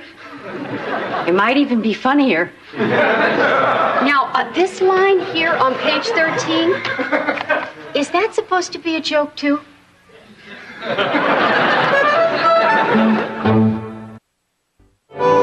Honey, I was thinking that here on page 73, we could... You skipped page 72. I like 72. I just have a little problem with this pep talk. Pep talk?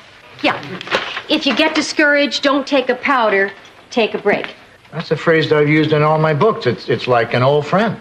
Old friends can be tiresome if they stay too long. And it's awfully precious.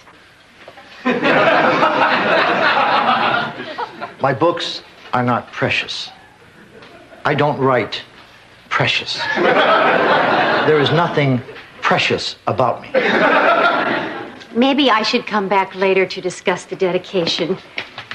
You have notes on the dedication? Well, I didn't think you'd be dedicating this one to me.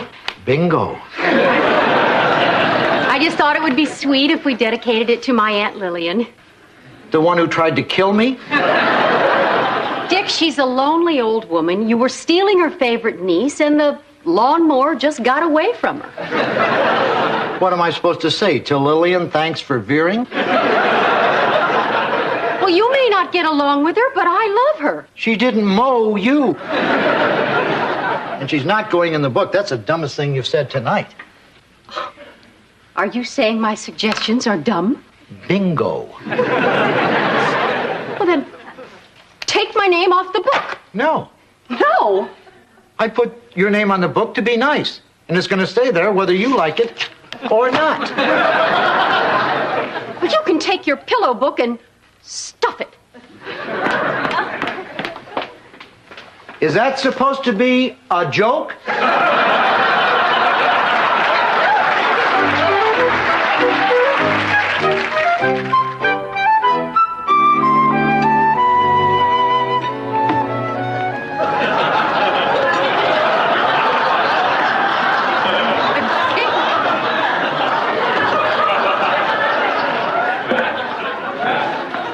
Excuse us. Could we have a word with you? You told us to act like we was at home. And at home, we wear these to breakfast. But upon taking a visual poll around the room, it appears that these people are wearing something over their dainties. Yeah, it's a custom. We stumbled on it one day and just stuck with it. Well, it would have helped us if you'd have laid out the rules more plainly. Or is this some form of hazing you do to the new people? No, and it might be better for you and for everyone eating if you put some clothes on.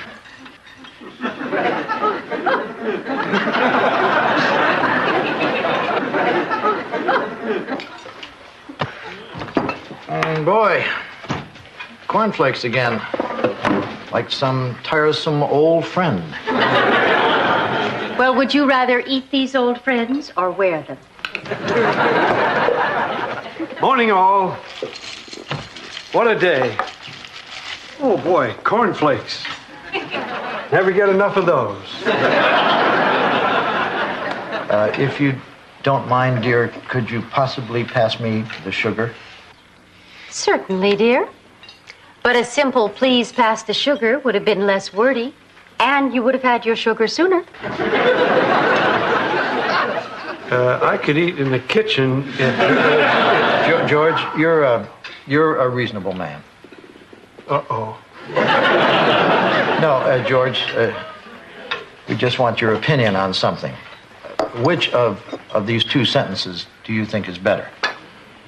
If you're not careful with your basting and stuffing, your pillow could turn out to be a real turkey. Or, careful basting and stuffing are important. I like them both exactly the same, and I will eat in the kitchen. Joanna, here's a list of photographers for your book cover. The first 10 are my regulars. The other 9 are just jockeying for my business. Oh, Dick, I haven't forgotten the burnout crisis. On the flip side, here's a list of co-hosts we can afford. They are all willing to go halvesies on your salary. I do not have a burnout crisis. If you don't mind, that's my list of photographers for the cover. I didn't think you wanted to be on the book. I thought someone was making me be on the book. Whoa, looks like we've just stumbled into an episode of The Bickersons. Yeah, Dick and Joanna, some people in this room are still in love. Let's try and set an example for the next generation of guys and dolls. Well, I hope you're satisfied. You just drove them out of the room. I'm surprised you didn't want to share credit for that.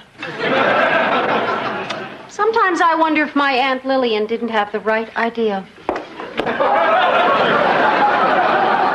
Dick, great to see you. Why aren't you writing?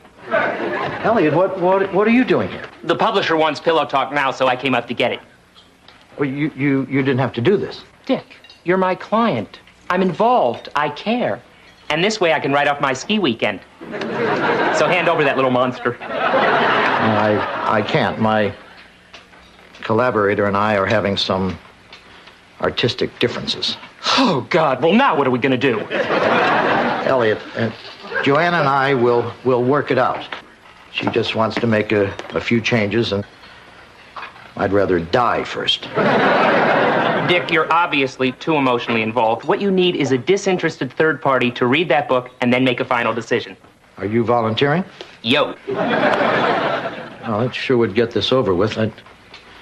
I don't think Joanna would go along with it. The best I can do is talk to her. All right, do what you have to. But if you have any problems, just remember, I care, I'm involved. I'm late for the slopes. Elliot is here. He wants the book. Fine. Give it to him. Look, I want to be fair. He offered to read the book and decide. That's supposed to be fair? Your agent? Your friend? He doesn't care what I think. All I ever get to say to him is, I'm fine. You're fine? Yes. He says, how are you? I say, I'm fine, and he's on to someone else. This isn't as bad as it looks. I've known Elliot for 15 years. He'd sell me down the river like that. And that's supposed to make me trust him? Yeah, because he'd sell you down the river like that, too. And that's good? No, but it's fair.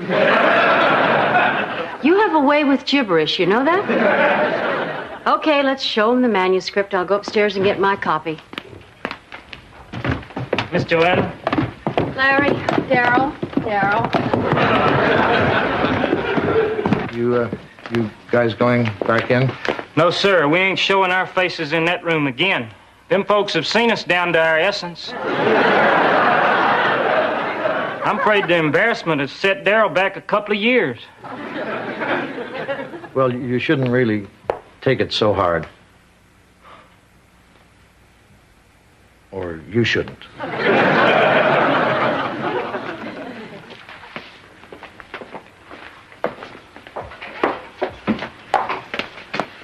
Oh, guys, are you going to be out of your room for a while? I need to get in there. Okay, Miss Stephanie, but be careful. Yesterday afternoon, someone busted into our room while we was out. They left tiny bars of soap everywhere and wrapped all our drinking glasses in paper. It appears to be one of them senseless crimes. Larry, you silly. That was me. As much as I hate it, that's my job. So, Miss Stephanie, forgive us to bits. You can bust in and paper our glasses anytime. Thank you.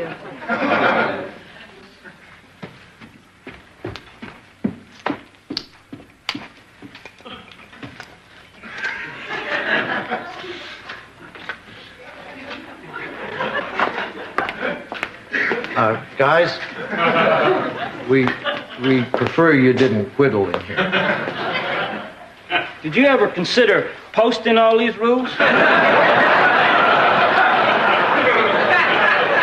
Well, there are plenty of other things to do around here. Why don't you play a game? George, why don't you show the guys how to play Monopoly? Sure thing.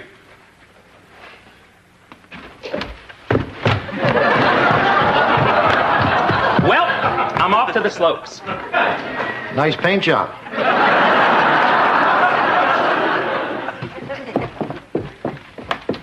Okay, here it is. Joanna, how are you? I'm fine. Well, Dick, gotta ski down. Elliot, Joanna and I have decided to take you up on your offer. Here's Dick's manuscript with my changes. Great, I'll read it when I get back. Oh, and if this suit does its job, I may have a female friend to help me turn the pages.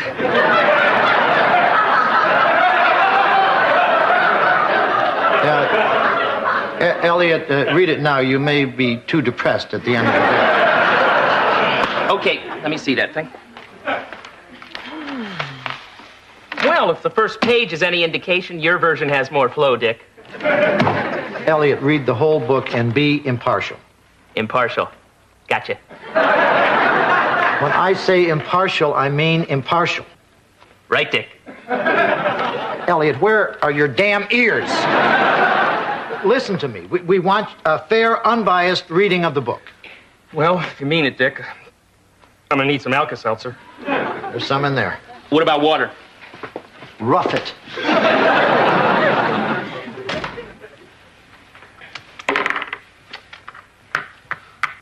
Free parking. Boring. I'm gonna go get us some sodas. It's your move, fellas. Chance. Take a ride on the Reading Railroad.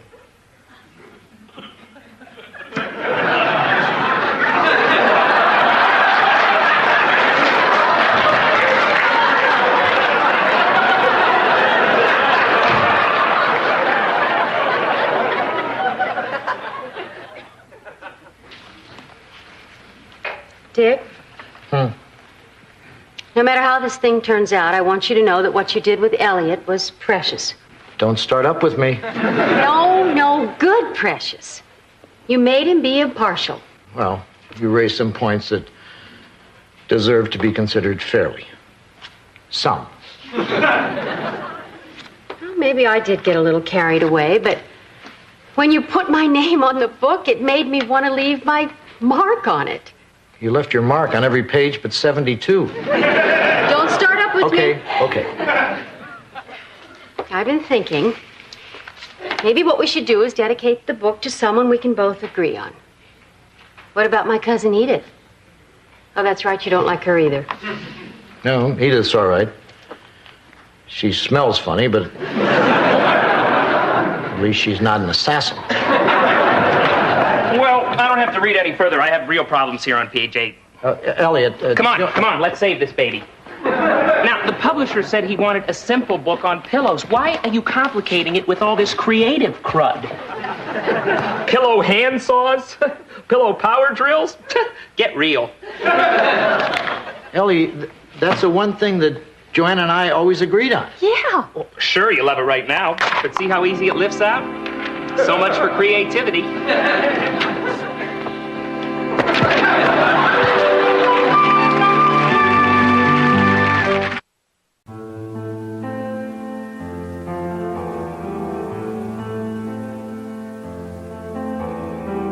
Sweet dreams are made of this.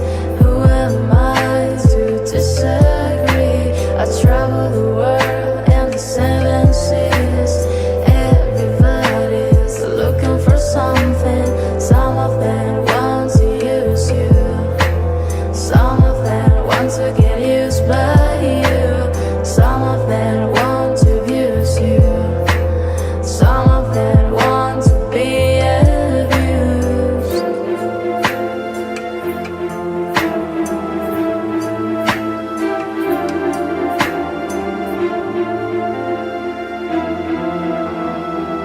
sweet dreams are made of this. Who am I to disagree? I travel the world and the 7.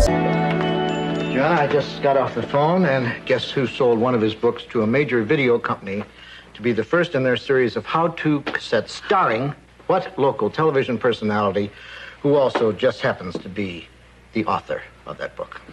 Gee, Dick, you're going to have to give her more to go on than that. They want you to make a how-to video? Honey, that's wonderful. Boy, you two know each other so well, it's scary. No, I mean, this is great. You know, it's a chance to stretch my creative muscles and enter a new level of artistry. Which book are they doing? So you want to be a plumber?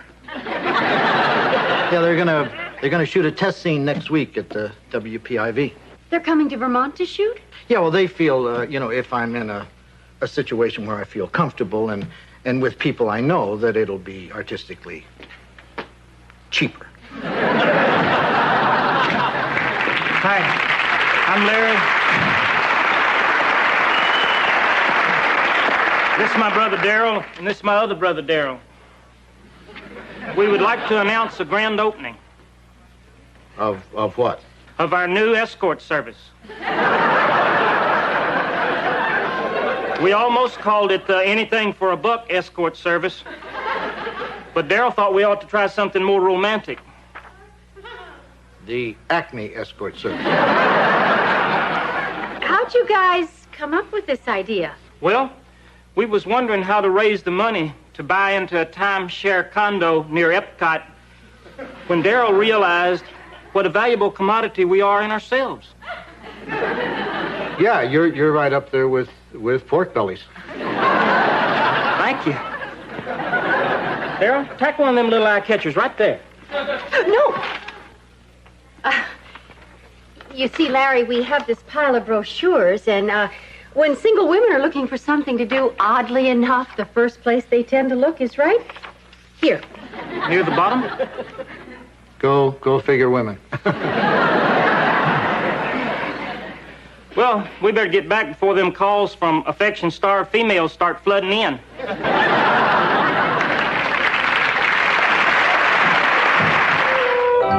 Hey, crew! This is Jerry Nurko, the head freeholy of the how-to video. Jerry, let me introduce you to our crackerjack crew. This is our prop man, Bud. Not so formal. Call me Bud. Our director, JJ. Nice to meet somebody from the big time. I'm going to deliver you some first-class whackada-whackada. Bingada-bangada. Boom! Whoa, wavelength. Well, and here's our star. Dick, ready to make video vuv-vuv-vuv-voom? Michael, I'm only going to change a washer. It's a simple 30-second test tape. But, Dick, change a washer. Simple. Eloquent. I love it. Thanks. It was my idea. Places, everyone. JJ, it's only me. Fine. Place, Dick.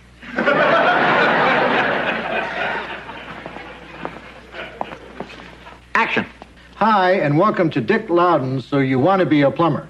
Of course, at today's prices, who doesn't?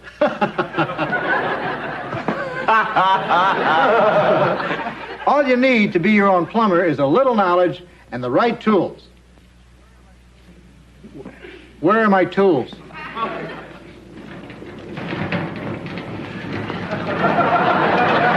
Is this what you're looking for, Dick?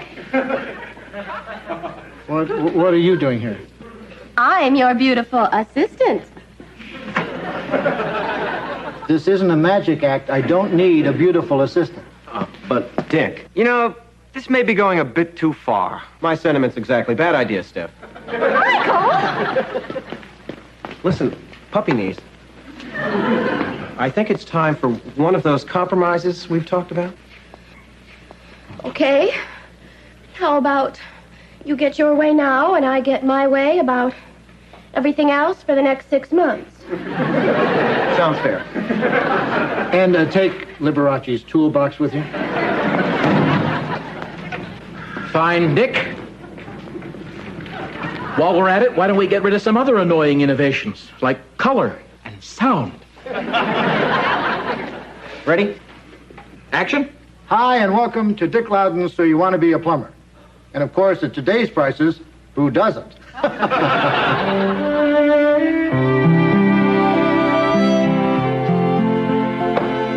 that? Video cassette recorder. So I can view all the cassettes I'm going to be making. Dick, you wouldn't even get one of those for me when Gone with the Wind came out. I wasn't in Gone with the Wind. Well, I think it's just an expensive toy. Frankly, my dear, guy don't give a damn. Excuse me, can you recommend something for me to do this evening? Oh, why don't you look through this pile of brochures, Miss Parkman? Oh, an escort service. For God's sakes, don't!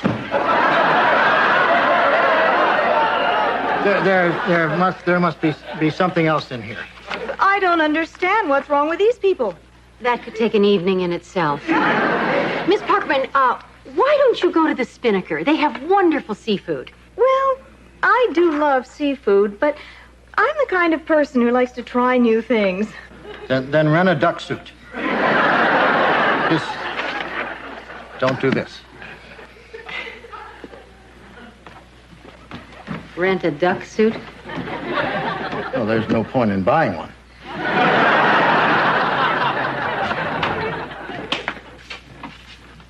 Hey, Dick. Oh, hi, Jer. What's the word from New York? Everything's great, just great. Except for one tiny glitch. Don't tell me. The script's a little flat. I've been punching it up. They love the script. Oh. They hated you. What? No, maybe hate's too strong a word. They didn't feel you were quite right for the part. Of Dick Loudon? Right. We're recasting. How can I not be right for the part of myself? Dick, personally, I think you make a damn fine you. But the research department tested your plumbing demo, and they come up with a few negative comments. Like what? Now, first, you have to understand that these are not necessarily bad qualities. They just don't fit in with the Home Office's thinking. For instance, you're boring. They're just not looking for that. You're kidding. And then there's that darn stammer of yours. Makes you sound unsure of yourself. Well, how can they say that? And people don't seem to trust you. Now, research feels it has something to do with your shifty eyes. I'm over here, Dick. Plus, you don't seem to hit our target audience, the 20 to 30-year-old working male. Who do I hit? 55 to 70-year-old women. They love you. They want to have your children. The trouble is they don't fix their own plumbing. Well, if I'm not doing this video, nobody is, because I'm not going to let you use the book. Oh, technically, it's not your book anymore, Dick. You, want to read that? The author relinquishes all rights to this book in perpetuity in this medium or any other invented through time throughout the universe. We like to tie up those little loopholes. Hi, Jer. Hi, Dick. I'm not Dick anymore. They're recasting. What? They say I'm a stammering, shifty-eyed bore. Oh, really? Well, let me tell you something, Mr. Big Shot. You can just go back to your fancy New York studio and use all the high technology you can find. That's not going to make this project work. You have nothing if you don't have this man right here. Thank you, Michael. Michael was still planning to shoot at WPIV. Oh, well, let's brainstorm on replacements for Dick. Michael? Dick, calm down. It's not like we don't want you on the project. We just want you behind the camera where you can't bore people. And you expect me to help you? Well, forget it. In perpetuity throughout the universe. Dick, we're going to make this video either way. Now, you can advise us and see that So You Want to Be a Plumber is true to your vision, or we can leave all the creative decisions up to Michael. Well, let's make a video.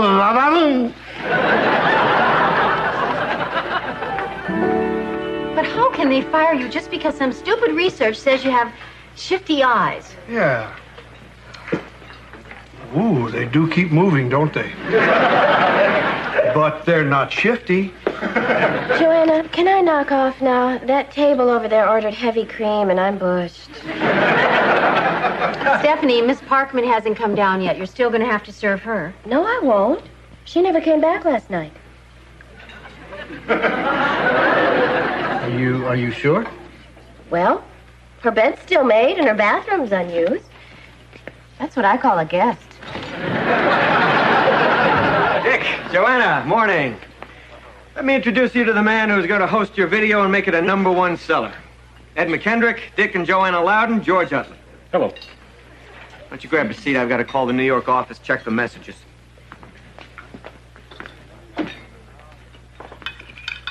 Mr. Loudon, I know how hard it must be for you to have me coming in like this and interpreting your work. I know how personal it must be, and I feel for you. Oh. I want you to know that I've admired your books for years. You lug ya. And I could have never finished my second bathroom without you. I'm glad I was there. Do you mind if I sit down, Mr. Loudon? Sure. And please, call him Dick.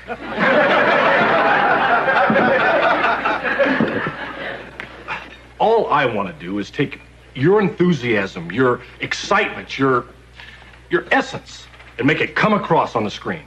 Gee, Dick, can he stay for lunch? What are you doing? Get away from him! What? I don't want you picking up any of his mannerisms. Let me look at your eyes. Oh, thank God. You know, I hate to admit it, but Ed is kind of likable. Yeah. I could learn plumbing from him in a minute. Of course, I already know plumbing, so I guess I'm not the one to go by.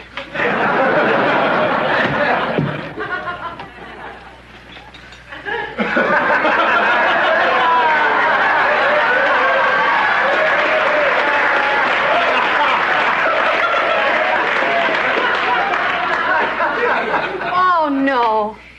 Miss Parkman, you didn't call. Acme Escort Service. Serving the community for over 24 hours.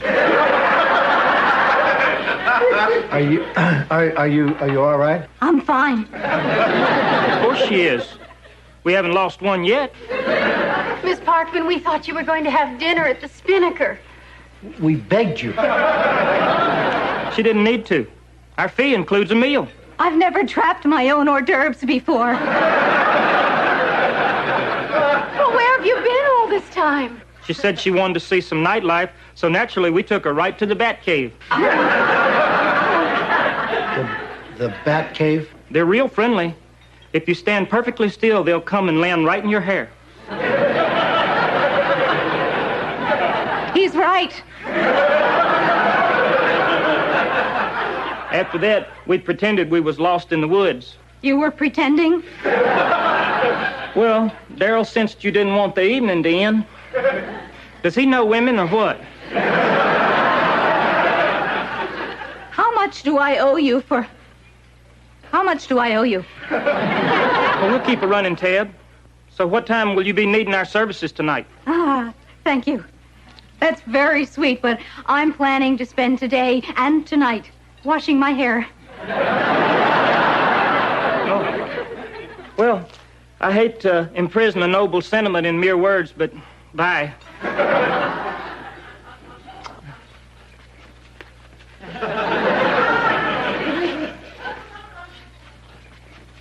Well, I have a lot of bathing to do.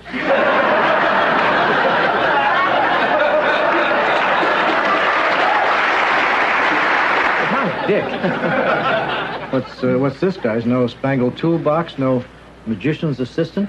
Well, actually, with Ed here, we don't need to create the illusion of excitement. Okay, let's make how-to history. Don't be afraid to get tight on his face. Those eyes aren't going anywhere. Places, please. Dick, wake up. He called places. I'm not in this, Bud. Oh, never mind, Dick. They got somebody. He's a dreamboat. And action. Hi, and welcome to Dick Loudon's So You Want to Be a Plumber. Of course, at today's prices, who doesn't? First thing you have to do... What a great ad lib. I love this guy. It wasn't an ad lib. I wrote it. Dick, put that green-eyed monster back in its cage. How many times have you seen a handsome sink like this and said, man, would that snazz up my bathroom? Well, I'm going to take you step by step through installing this baby yourself. Now, the first thing you have to do is remove these caps from the water pipe. Ed, shut off the main valve. What? Cut. Dick ruined the scene. He was doing it wrong.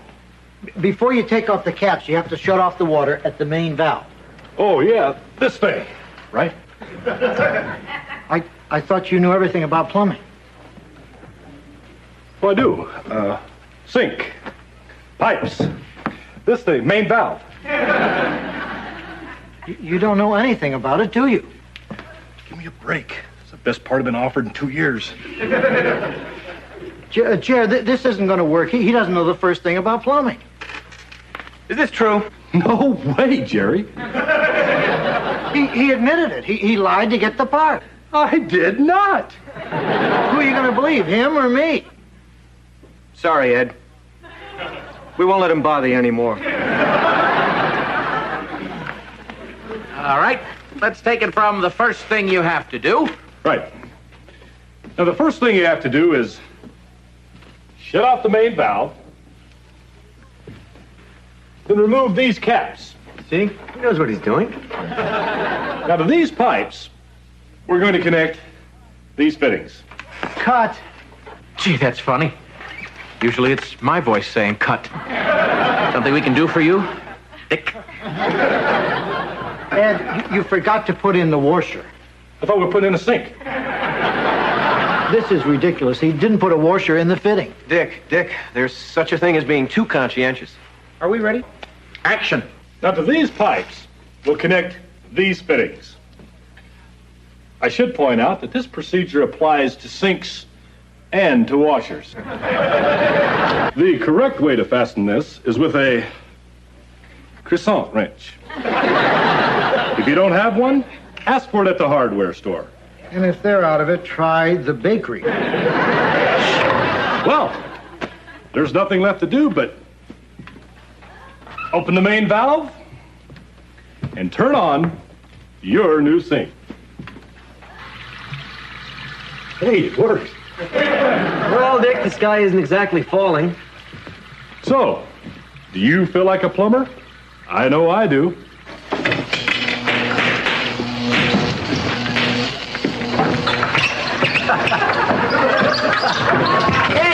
Get off the main valve! This thing, right? Let's get the fuse box! Please, one thing at a time. I gotta get the fuse box.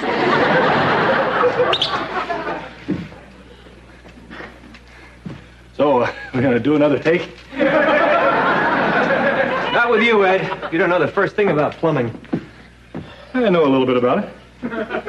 Ed. Well, I've used the bathroom. I had to do it. It was the part. I know this Dick Loudon. I know how he walks. I know how he eats breakfast. I know what he thinks. Ed, show us how he exits.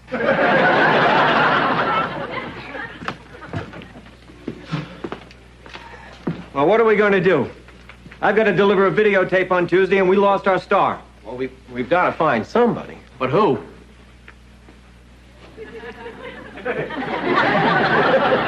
What about George Utley? No, too ethnic.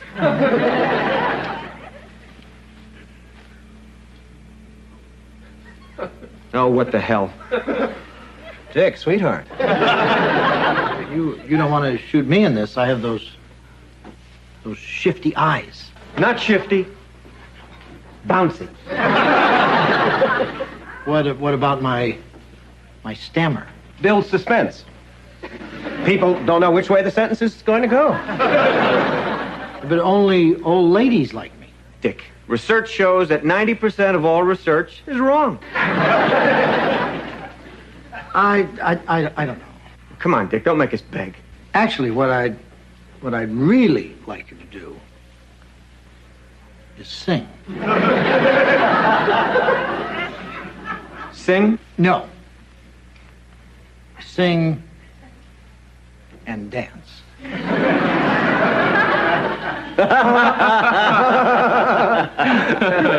You're kidding, right? No song and dance. No video. You guys know fine and dandy. Hey, count me out. I will not participate in anything this childish and demeaning. You know, I was thinking, Jer, we really don't have to shoot this at WPIV. 2, 3, 4. Gee, it's all fine and dandy, sugar candy. When I'm with you, then I only see the sunny side. Even trouble has its funny side. When you're gone, sugar candy, I get so lonesome, I get so blue. When you're handy, you're fine and dandy. But when you're gone, what can I do?